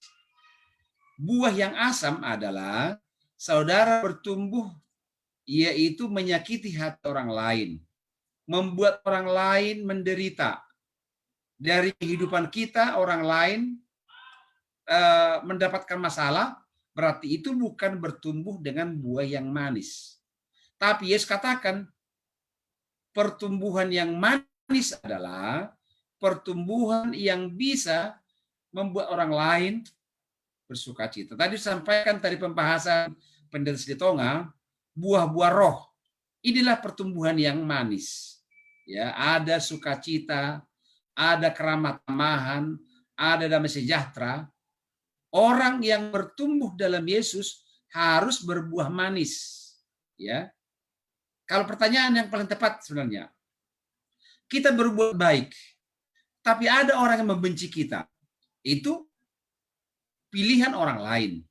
Tetapi dari kita sendiri, apakah kita berbuat baik, membuat orang lain tersinggung? Itu bukan dari perbuatan yang manis. Oleh sebab itu, saudaraku, pendengar yang budiman, dimanapun Anda berada, pertumbuhan yang baik, yang sesuai dengan firman Tuhan adalah pertumbuhan yang manis, yang membuat orang lain senang, membuat orang lain bersuka cita. Ya. Kalau ada damai sejahtera, katakanlah mengasihi orang, itulah buah hasil pertumbuhan dalam Kristus. Tetapi kalau membuat orang lain menderita, sakit hati, membuat orang lain menjadi jauh dari Tuhan, dari perbuatan kita, maka itu bukanlah pertumbuhan yang benar di dalam Kristus. Kira-kira demikian, Saudari Laura, atas jawaban yang dapat kami sampaikan atas pertanyaan yang sudah disampaikan tadi. Silakan, Laura. Baik, terima kasih Pak Pendeta Sianipar. Apakah ada tambahan dari Pendeta Manurung maupun Pendeta Silitonga untuk pertanyaan ini? Ya, jadi saya pikir sudah cukup jelas yang disampaikan oleh Pendeta Sianipar. Memang janganlah berbuah asam. Memang yang paling pahit di dunia ini, saudara, pencobaan. Saya katakan begini, saya punya pengalaman dalam pelayanan ini. Saudara, ketika kami membangun gereja atau meminta izin gereja, coba bayangkan saudara, satu gereja kita berdoa bersama bergandengan tangan. Kan begitu ya, kalau tantangan itu dari luar datang, kita berdamai, berkumpul bersama. Tapi yang paling berat kalau tantangan itu datang dari mana? Dari dalam tadi, mengaku berbuah tapi asam. Nah, ini sangat luar biasa ini. Mengerikan ini di gereja kita. So, kalau tantangan dari luar, minta izin gereja, wah, kita semua bergandengan tangan di dalam, berdoa bersatu, bernyanyi, berdoa terus-terusan, komitmen. Tapi kalau ada tantangan dari dalam, yang tadinya kita berharap dia berbuah manis atau asam, aduh saudara, gereja yang tadinya ramai bisa jadi sepi. Tapi yang mau saya garis bawahi begini, izinkan saya baca satu ayat Alkitab ya Laura ya. Dalam Yohanes pasal 15, ayat yang pertama dan kedua. Mungkin Laura bisa baca dulu Laura. Ya. supaya host kita ini tetap senyum dia. Silakan. Yohanes 15 ayat 1 dan 2. Yohanes 15 ayat 1 dan 2 ayat 1. Akulah pokok anggur yang benar dan Bapakkulah pengusahanya. Ayat 2. Setiap ranting padaku yang tidak berbuah dipotongnya, dan setiap ranting yang berbuah dibersihkannya, supaya ia lebih banyak berbuah. Nah, ada poin di ayat 2 yang mau saya sampaikan. Ya kalau itu buah asam, potong aja itu rantingnya ya. Jadi jangan lihat manusia lah ya. Aduh, dia nggak senyum sama saya nggak senyum, bukan begitu. Kalau ada orang nggak senyum, anggap aja itu satu kekurangan, potong aja itu. Tapi poin yang menarik begini. Pohon yang ranting yang berbuah itu pun katanya dibersihkan supaya dia berbuah apa? Banyak. Dengan kata lain, kalau saudara sudah berbuah karena bertumbuh di dalam Kristus, mungkin buah kerohanian saya yang pertama, talenta bernyanyi saya semakin bagus, kira-kira begitu. Semakin suka menyanyi. Tapi harus semakin terus disucikan, dibersihkan dengan kuasa Roh Kudus, sehingga bukan hanya satu lagi talenta itu, tapi buahnya itu makin banyak. Saudara jadi bukan hanya bernyanyi saja bagus, berkata-kata mengajar bagus, bukan hanya itu melayani bagus, berbagi bagus, tidak ada lagi orang yang merasakan asam. Kira-kira begitu. Jadi itu sebabnya jangan hanya puas kepada satu buah, tapi senantiasa terus berbuah, dan bahkan banyak lagi buah harus kita kasih supaya manis. Itu namanya bertumbuh di dalam Kristus setiap saat. Demikian, Laura. Terima kasih atas jawaban-jawaban yang disampaikan oleh panelis-panelis kita, atas pertanyaan yang disampaikan oleh Ibu Deni Herlina. Selanjutnya, pertanyaan dari Saudara Hein Sihaan, yaitu, bagaimana cara kita tidak puas hanya menjadi good man, melainkan terus bertumbuh menjadi God man?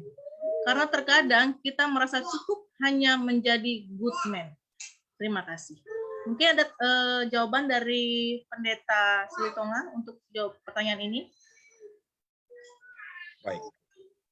Baik, terima kasih. Jadi kita memang tidak cukup hanya menjadi good man, tetapi harus menjadi God man, hamba Allah.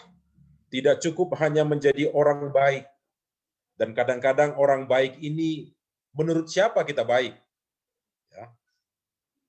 Tadi kita sudah dikatakan kalau menurut kita baik, menurut orang kita tentu tidak baik, menurut kita menghasilkan buah yang manis, padahal orang lihat. Nanti ada pertanyaan selanjutnya nanti mungkin. Rupa-rupanya kita belajar Alkitab dan lain sebagainya, belum tentu kita ini membuat kita disenangi orang dan lain sebagainya. Mungkin orang melihat hal-hal yang negatif dalam kehidupan kita. Jadi memang betul, tidak cukup kita hanya menjadi orang yang baik menurut kita atau good man atau apa, tetapi orang yang berkenan di hadapan Allah. Dialah yang menjadi orang yang disebut dengan orang yang menjadi God man, hamba Allah, orang yang dekat dengan Tuhan. Dan orang yang dekat dengan Tuhan biasanya ini disenangi oleh sesama manusia. Oh betul, dia itu rajin beribadah. Betul, dia itu rajin baca Alkitab, rajin berdoa. Kelihatan dari buah-buahnya.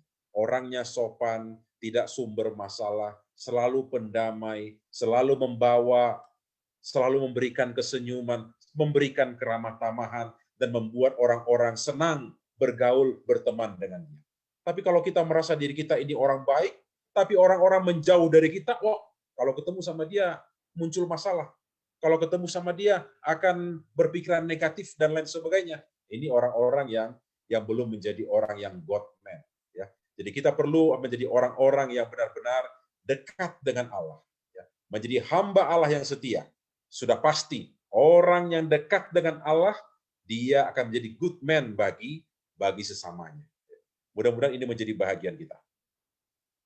Terima kasih Pak Pendeta Silitonga. Ya, terima kasih Pendeta Silitonga. Apakah ada tambahan dari Pendeta Sianipar maupun Pendeta Manurung untuk pertanyaan ini? Baik, sedikit saya tambahkan. Manusia yang berbuat baik. Perbuatan baik sesuai dengan apa ukuran perbuatan baik itu. Ya. Tetapi yang jelas, kalau kita berbuat baik saja belum tentu benar di hadapan Tuhan. Apalagi kita tidak berbuat baik, ya. Oleh sebab itu, para pemirsa yang kami kasih dalam Yesus, jika saudara tidak berbuat baik, ingat saudara bukanlah hamba Allah. Sedangkan kita berbuat baik saja belum tentu menjadi umat Tuhan, pewaris kerajaan surga. Apalagi tidak, ya, berbuat baik saja belum tentu menjadi umat Tuhan, pewaris kerajaan surga. Karena besok lusa bisa saja kita jatuh. Hari ini kita berbuat baik, besok jatuh. Kita nggak tahu. Yang pasti berbuat baiklah setiap saat, ya.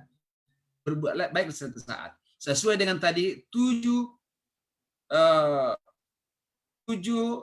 ciri-ciri orang yang bertumbuh itu. Ada berdoa, ada memberi, ada beribadah, ya, mengasihi. Itulah ciri-ciri orang yang bertumbuh. Kalau tidak demikian, ingatlah saudaraku, saudara tidak akan pernah mendapat kerajaan surga jika saudara tidak bertumbuh dalam Yesus. Pertumbuhan itu adalah ada perbuatan baik kepada sesama.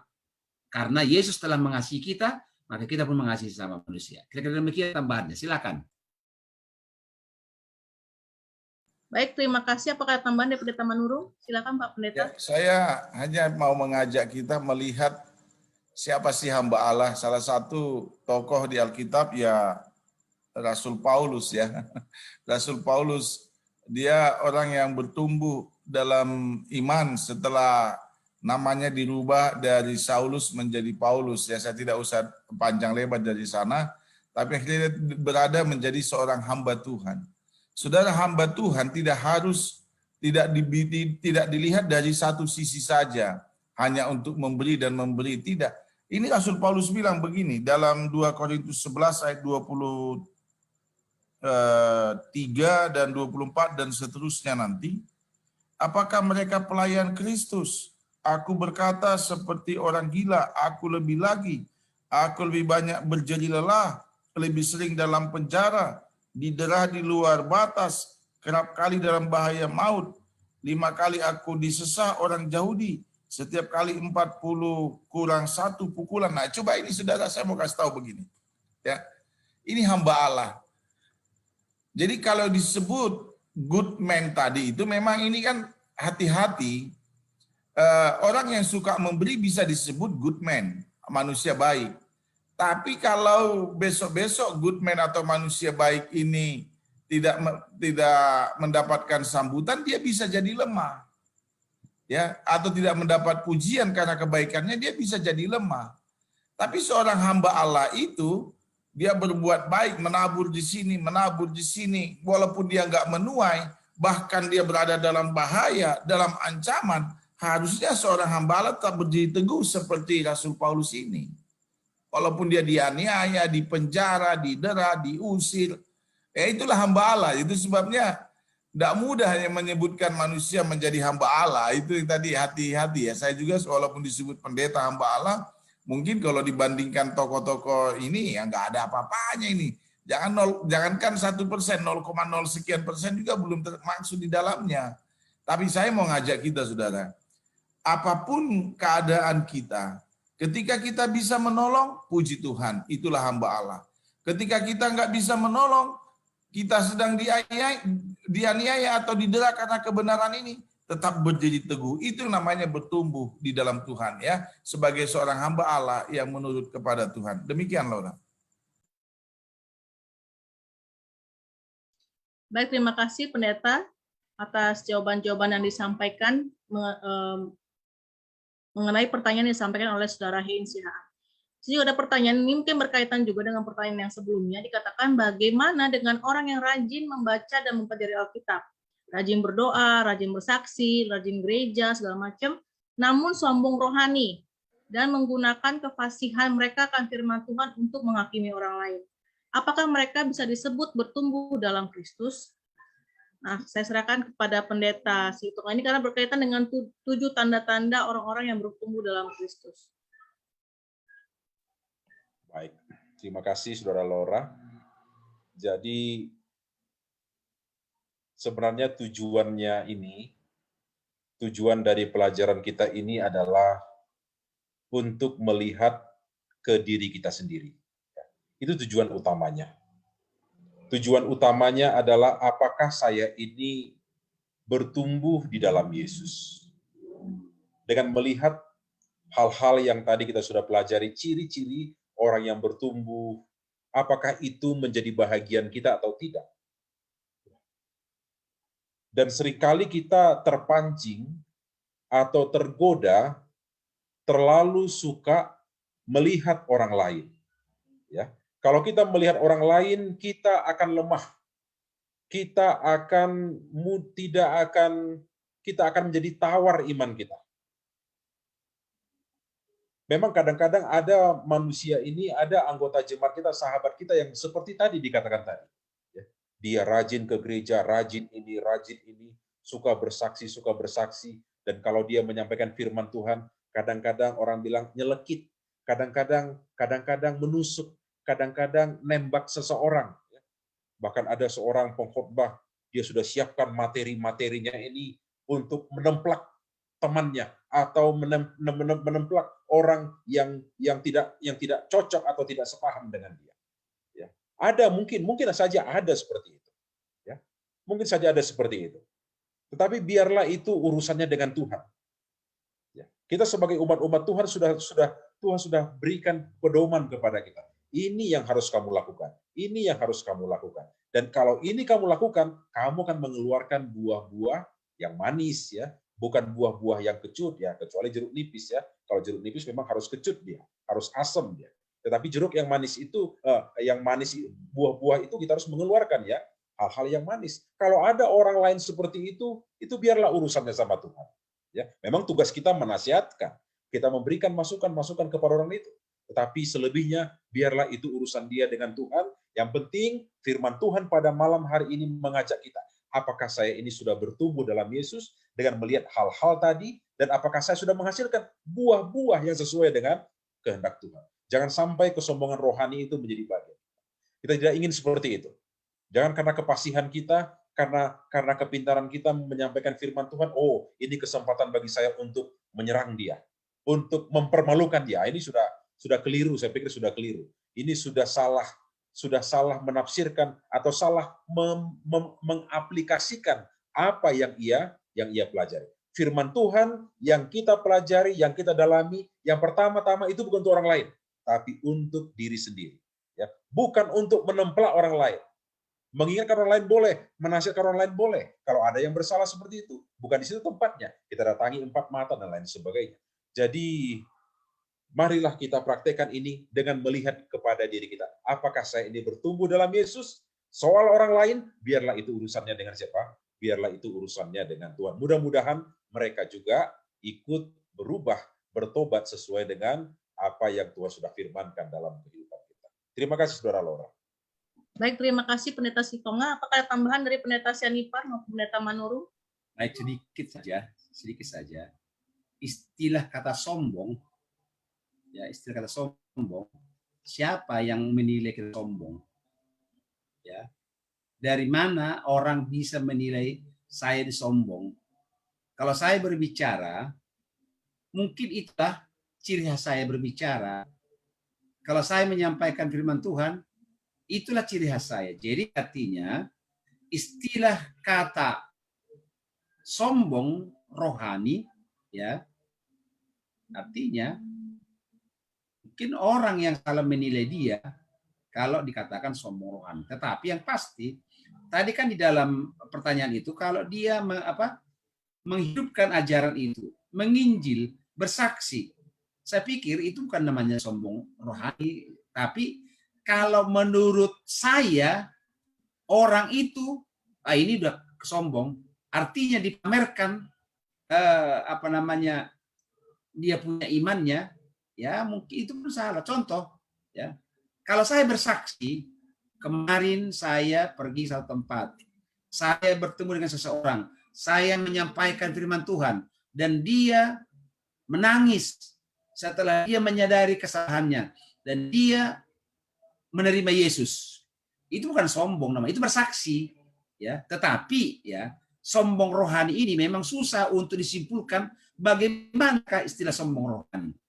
Kalau dia sudah menerima Yesus, maka orang itu akan rendah hati, ya, rendah hati dalam menyampaikan Injil, bersaksi. Tetapi kalau sombong ini, ya nanti kita lihat bagaimana betul-betul orang itu sombong. Yang pasti sombong itu bukan umat Tuhan. Ya, kesalahan atau dosa Lucifer adalah karena sombong. Oleh sebab itu, sombong tidak baik dan tidak akan pernah masuk surga. Orang sombong tidak pernah masuk surga. Tetapi istilah sombong itu, apakah sudah layak disebut seseorang kalau dia berbuat sesuatu, bersaksi atau menyampaikan sesuatu kepada orang lain? Kira-kira demikian, Saudara Laura.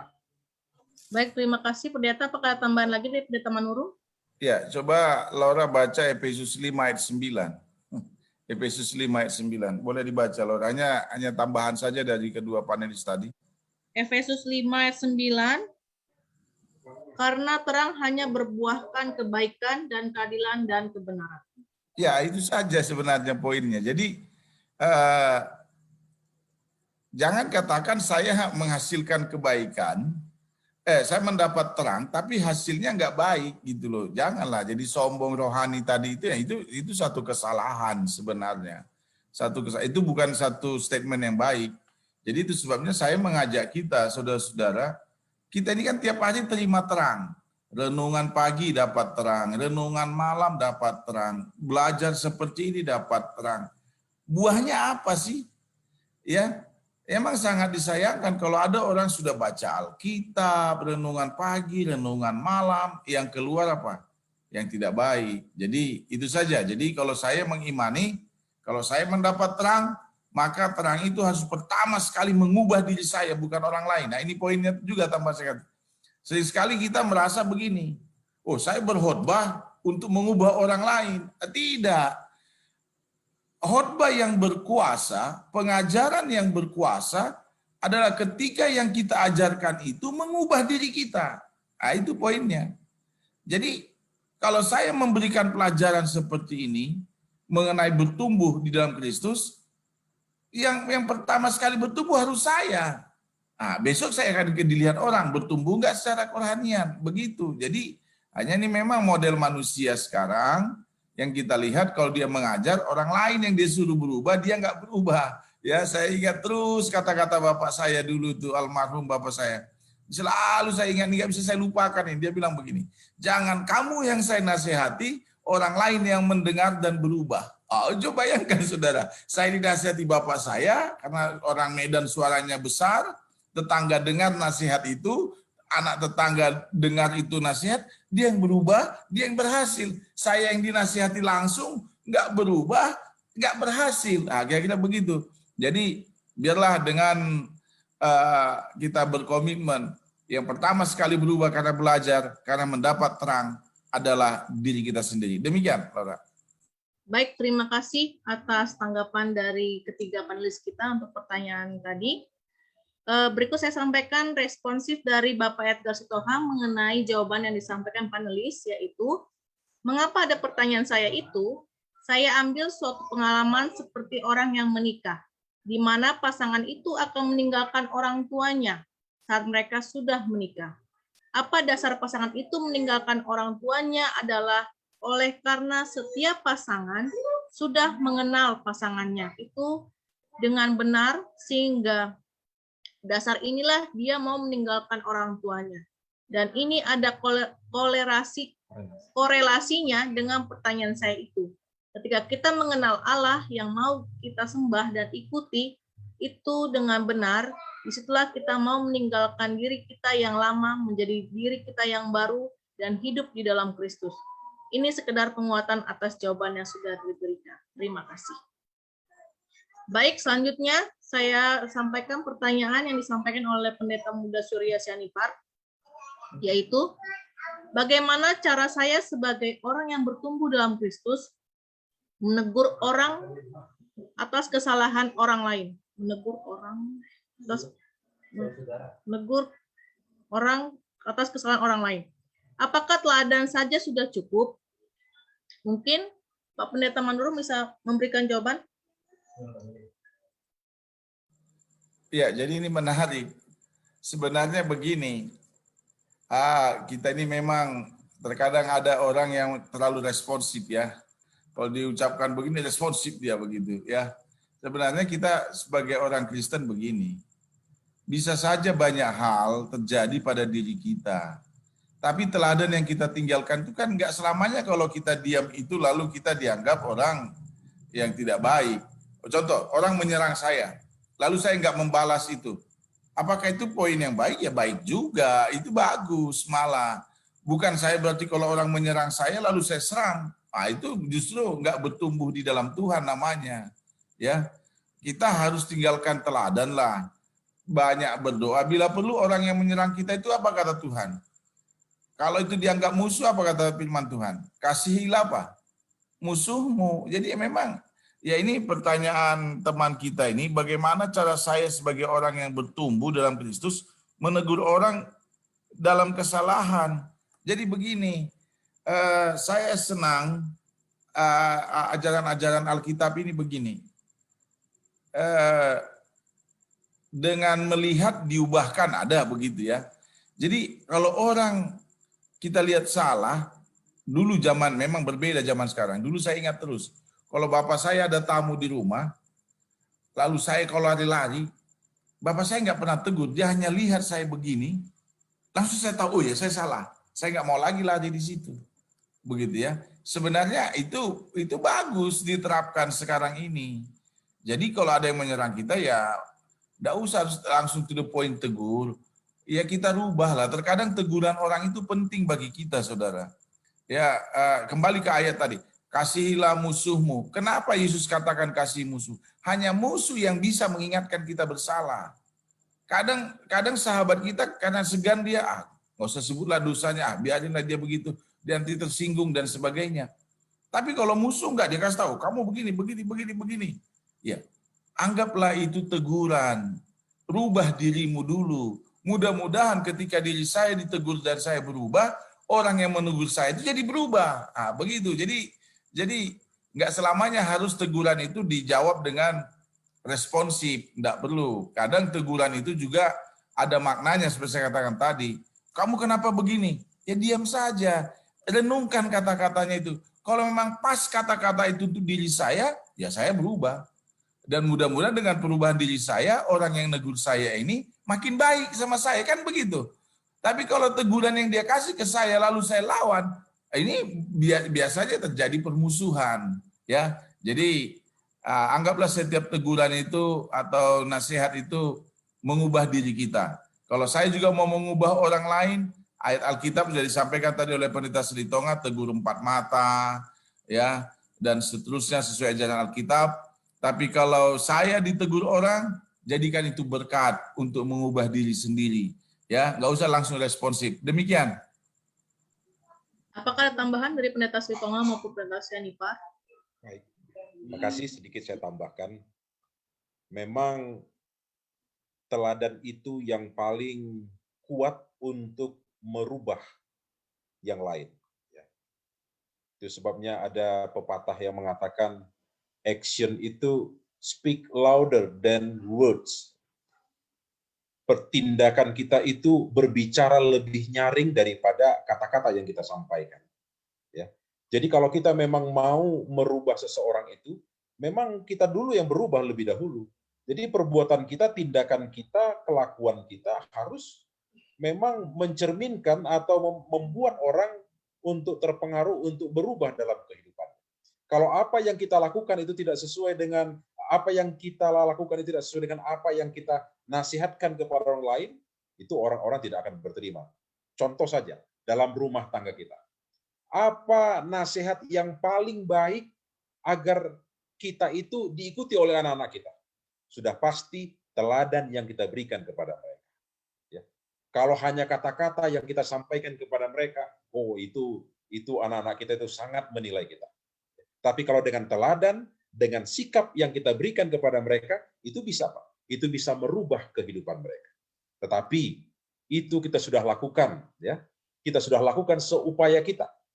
Tuhan juga memberikan kesempatan bagi kita untuk apa? Untuk menegur kesalahan. Pasti dengan petunjuk-petunjuk yang Tuhan sudah katakan. Ya, tadi Pendeta Agus sudah katakan dalam Matius pasal 18. Ya, kalau kita mau mengingatkan orang, menegur orang, jangan mempermalukan dia. Ya, jangan juga gunakan firman Tuhan, jangan juga gunakan mimbar tadi yang seperti dikatakan tadi. Jangan gunakan mimbar untuk menemplak, apalagi kalau kesalahan pribadi seseorang itu. Jadi yang pertama, ya, teladan itu yang lebih tepat untuk merubah orang lain. Contoh dari kita, teladan kita kepada istri, teladan kita kepada anak-anak, kepada anggota keluarga, itu berbicara lebih keras dari kata-kata kita. Diam saja kita diam saja, tapi memberikan teladan yang baik, itu menegur mereka, mengingatkan mereka untuk berubah mereka. Tapi Tuhan juga berikan kesempatan bagi kita, tapi menegur dengan kasih, dengan lembut, dengan empat mata, bawa teman, bawa ini dengan prosedur. Dalam Matius pasal 18, itu merupakan langkah yang terbaik bagi kita untuk bisa menyampaikan dan merubah orang lain. Kadang-kadang kita mau berusaha, kita mau merubah dunia ini, tanpa terlebih dahulu merubah diri kita. Jadi langkah yang pertama untuk bisa merubah dunia ini adalah apa? Merubah diri kita yang pertama. Jangan kita mengharapkan orang lain berubah, sedangkan diri kita sendiri tidak berubah. Dan itu bisa kelihatan dalam teladan-teladan yang kita lakukan. Mudah-mudahan dengan teladan yang kita lakukan dan teguran yang lemah lembut, orang lain juga bisa berubah dan bertumbuh di dalam Kristus. Terima kasih Saudara Laura. Baik, terima kasih Pendeta Sitonga. Apakah ada tambahan lagi dari Pendeta Sianipar? Oke, mantap. Baiklah, selanjutnya kita ke pertanyaan terakhir untuk malam hari ini dari Saudara Chris Sihaan, yaitu ketika saya melakukan perbuatan baik, bagaimana saya membedakan apakah yang saya lakukan merupakan kasih karunia Kristus atau kasih karunia tanpa salib dalam penerapannya? Saya serahkan ke Pendeta Sianipar untuk menjawab pertanyaan ini.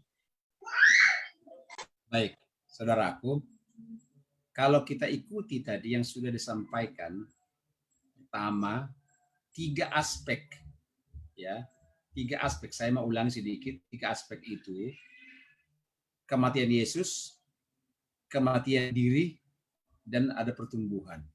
Dan bukti orang bertumbuh tadi sudah dikatakan ada 7 hal yang membuktikan orang itu bertumbuh. Kalau di antara 7 ini tidak terdapat dalam diri orang tersebut, berarti dia bukan mendapat kasih karunia. Ya. Kalau dia tidak ada perubahan dalam dirinya menjadi orang yang mengasihi, berarti dia bukan mendapat pertumbuhan oleh karena kasih karunia. Orang yang mendapat kasih karunia berarti dia bertumbuh dengan ciri-ciri tadi, 7 langkah itu yang harus diperhatikan. Ya. Banyak berdoa. Ya. Kalau orang misalnya dikatakan saya bertumbuh dalam Yesus tapi nggak pernah berdoa, omong kosong dia Bapak. Ya. Omong kosong. Kalau dia nggak pernah dia bersaksi pada orang, omong kosong dia bertumbuh dalam Yesus. Jadi oleh sebab itu, saudaraku, para pemirsa yang kami kasih dalam Yesus, ciri-ciri orang yang bertumbuh dengan kasih karunia Kristus, maka dia ada mengasihi, banyak berdoa, beribadah, dan juga dia harus bersaksi kepada orang lain. Kalau dia tidak pernah bersaksi, tidak pernah menyampaikan kebenaran pada orang lain, mana mungkin dia bisa menjadi orang yang bertumbuh? Dia akan mendapat kasih karunia dan akhirnya tambah mati, bukan bertumbuh, bukan berkembang. Tapi orang yang berkembang adalah menerima kasih karunia itu dan bersaksi. Tetapi sebelum bersaksi, ingat, berdoa. Sebelum berdoa, ingat, mintalah kuasa Roh Kudus. Hanya Roh Kuduslah yang sanggup membuat kita berdoa. Saudaraku, siapapun saudara yang mengikuti pembahasan ini, kalau saudara berdoa, itu pun karena kasih karunia Tuhan. Tidak ada orang bisa berdoa, sanggup berdoa rutin, kalau bukan karena kasih karunia. Kalau saudara tidak membaca Alkitab, ingatlah, saudara bukan mendapat kasih karunia. Jadi orang yang mendapat kasih karunia, suka membaca firman Tuhan, suka berdoa, suka beribadah, suka melayani, kemudian dia bersaksi kepada orang lain. Dengan demikian, inilah ciri-ciri orang yang betul-betul bertumbuh dalam Kristus. Ya, inilah ciri-ciri orang yang mulai dia merasakan kasih karunia dalam dirinya. Kalau tidak, maka dia omong kosong mendapat kasih karunia itu. Terima kasih Laura, kembali. Terima kasih Pendeta Senipar. Apakah ada tambahan dari Pendeta Manurung ataupun Pendeta Selitonga?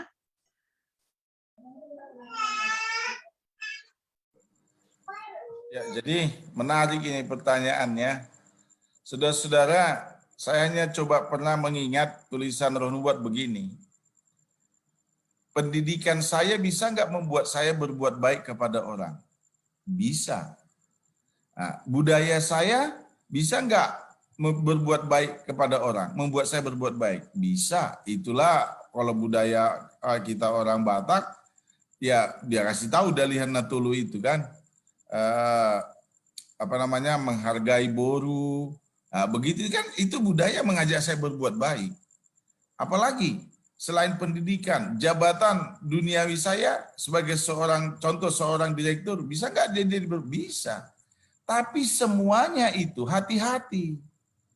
Ketika nggak berbalas, saudara jadi lemah. Itu sebabnya bagaimana caranya saya berbuat baik? Yang terbaik untuk berbuat baik adalah kalau Kristus ada di hati saudara, itu. Jadi sama seperti janji Master Guide, karena Kristus yang menggerakkan kami, ya begitu.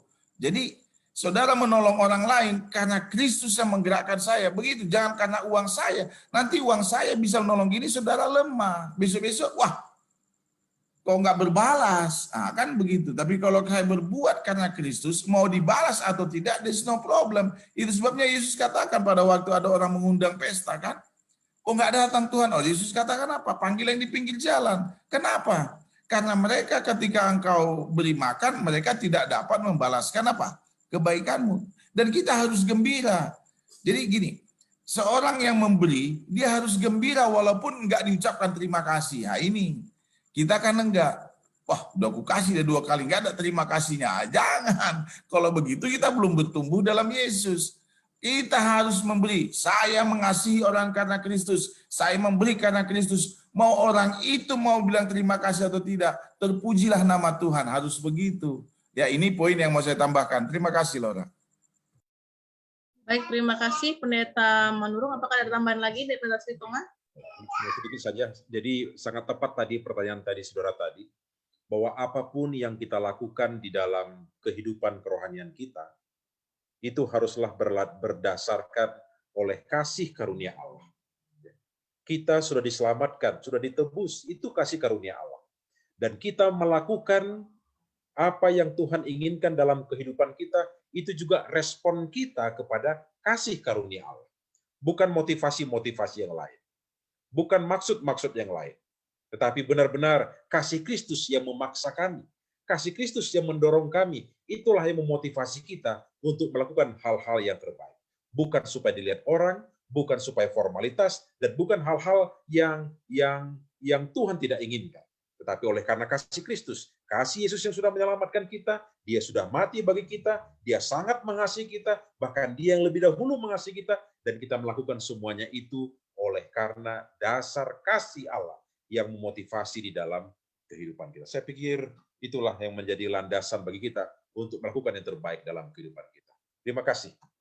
Baik, terima kasih atas jawaban yang begitu baik yang disampaikan oleh ketiga panelis kita untuk seluruh pertanyaan yang disampaikan oleh saudara kita pada malam hari ini. Dan pembahasan kita malam hari ini cukup menarik mengenai bertumbuh dalam Kristus, di mana dikatakan jika kita bertumbuh dalam Kristus, maka kita akan menghasilkan buah-buah yang manis. Dan dari buah-buah itulah, maka Kristus akan banyak dikenal oleh orang sekitar kita. Baiklah, kita sudah berada di penghujung acara kita malam hari ini, dan kita akan mendengarkan closing statement yang akan disampaikan oleh para penulis kita, yang diawali oleh Pendeta Manurung. Silakan Pak Pendeta. Saudara-saudara, bertumbuh di dalam Kristus, maka yang dimaksud di sana adalah dari sekian banyak pembahasan kita, saya mau katakan yang dimaksud bertumbuh dalam Kristus adalah perubahan hati, ya. Perubahan hati sebenarnya. Jadi kalau manusia lama saya, hati saya cenderung minta pujian. Manusia lama saya, hati saya menuntut balasan, menuntut pujian, menuntut kebaikan, berbalas kebaikan. Nah, itu masih hati manusia lama. Tapi kalau sudah hati yang lama ini mati digantikan hati yang baru oleh karena bertumbuh dalam Kristus. Biarlah ketika saya berbuat, nama Tuhan saja yang dipermuliakan. Perbuatan saya berkurang-kurang, nama Tuhan saja yang ditinggikan. Demikian closing statement saya. Baik, selanjutnya closing statement dari Pendeta Sianipar. Baik, saudaraku, bertumbuh dalam Kristus adalah mereka yang menghasilkan buah yang manis, yang bisa dinikmati oleh orang lain. Orang yang bertumbuh dalam Kristus ada kasih di dalam dirinya untuk mengasihi sesama. Bahkan saya baca di bagian terakhir sebagai penutupan dari pembahasan ini, bertumbuh dalam Kristus berarti suatu pertumbuhan dalam penantian dan dalam pengharapan akan penggenapan akhir daripada kehidupan ini. Oleh sebab itu, bertumbuh dalam Kristus adalah mereka yang siap untuk menantikan kedatangan Yesus yang kedua kali. Makasih. Baik, selanjutnya closing statement dari Pendeta Silitonga. Baik, terima kasih saudara yang diberkati oleh Tuhan. Tuhan mengajak kita agar kita memiliki satu kehidupan yang bertumbuh terus-menerus. Satu proses yang terus terjadi dalam kehidupan kita. Kita tidak akan pernah selesai. Kita tidak akan pernah tamat dalam pertumbuhan di dalam Kristus ini. Selama kita hidup, kita harus selalu dekat dengan Yesus dan selalu menempel kepada pokok anggur itu, maka kehidupan kita akan menghasilkan buah-buah. Tanda-tanda orang yang bertumbuh dalam Yesus itu akan kelihatan dalam kehidupan kita. Bukan hanya kita yang menikmatinya, tetapi orang lain juga akan melihat dan menikmati berkat-berkat Tuhan melalui kehidupan kita. Oleh karena Kristus tinggal di dalam kehidupan kita. Buah-buah roh itu akan terpancar dalam kehidupan kita dan kita menjadi saluran berkat bagi orang-orang lain. Demikian closing statement dari saya. Terima kasih. Baik, terima kasih atas closing statement yang disampaikan oleh ketiga panelis. Selanjutnya kita akan menutup acara ini dengan doa tutup yang akan disampaikan oleh Pendeta Silitonga. Baik, mari kita sama-sama berdoa. Bapa kami dalam surga, terima kasih Tuhan. Waktu yang indah pada malam hari ini. Kami boleh belajar firman Tuhan, mendalami firman-Mu, dan memahami apa yang Tuhan inginkan di dalam kehidupan kami. Kerinduan-Mu ya Tuhan dan juga kerinduan kami masing-masing. Agar kami senantiasa bertumbuh setiap saat, setiap hari dalam kehidupan kami. Lebih dekat kepada Tuhan. Dengan demikian kami menjadi berkat kepada orang lain. Orang lain akan menikmati bagaimana hubungan baik kami bersama-sama dengan Tuhan dan juga dengan sesama kami. Kiranya pelajaran kami pada malam ini membawa kehidupan kami sesuai dengan kehendak Tuhan. Malam ini Tuhan kami menyerahkan semua pendengar yang menyaksikan acara ini. Kiranya berkat-berkat rohani itu boleh menjadi bahagian kami, mulai sekarang sampai seterusnya. Pertemukan kami Tuhan lain waktu untuk mempelajari, memperdalam firman Tuhan, agar firman Tuhan ini membawa kehidupan kami lebih dekat kepada Tuhan. Di dalam nama Tuhan Yesus kami sudah berdoa. Amin. Baik, demikianlah pelajaran kita malam hari ini. Dan kami mengucapkan terima kasih atas bergabungnya saudara kita pada malam hari ini. Dan biarlah pelajaran yang kita pelajari setiap malamnya itu dapat mengubahkan diri kita dan menjadikan kita pribadi yang lebih baik lagi. Dan kiranya grafik keimanan kita boleh semakin meningkat dan semakin dekat kepada Tuhan dan jadikan diri kita menjadi teladan bagi orang sekitar kita. Baiklah, bagi ketiga panelis kita boleh melambaikan tangan sambil mengucapkan selamat malam dan sampai jumpa pada seluruh pemirsa di rumah. Selamat malam. Selamat malam. Terima kasih. Tuhan memberkati. Tuhan memberkati kita. Puji Tuhan, terima kasih.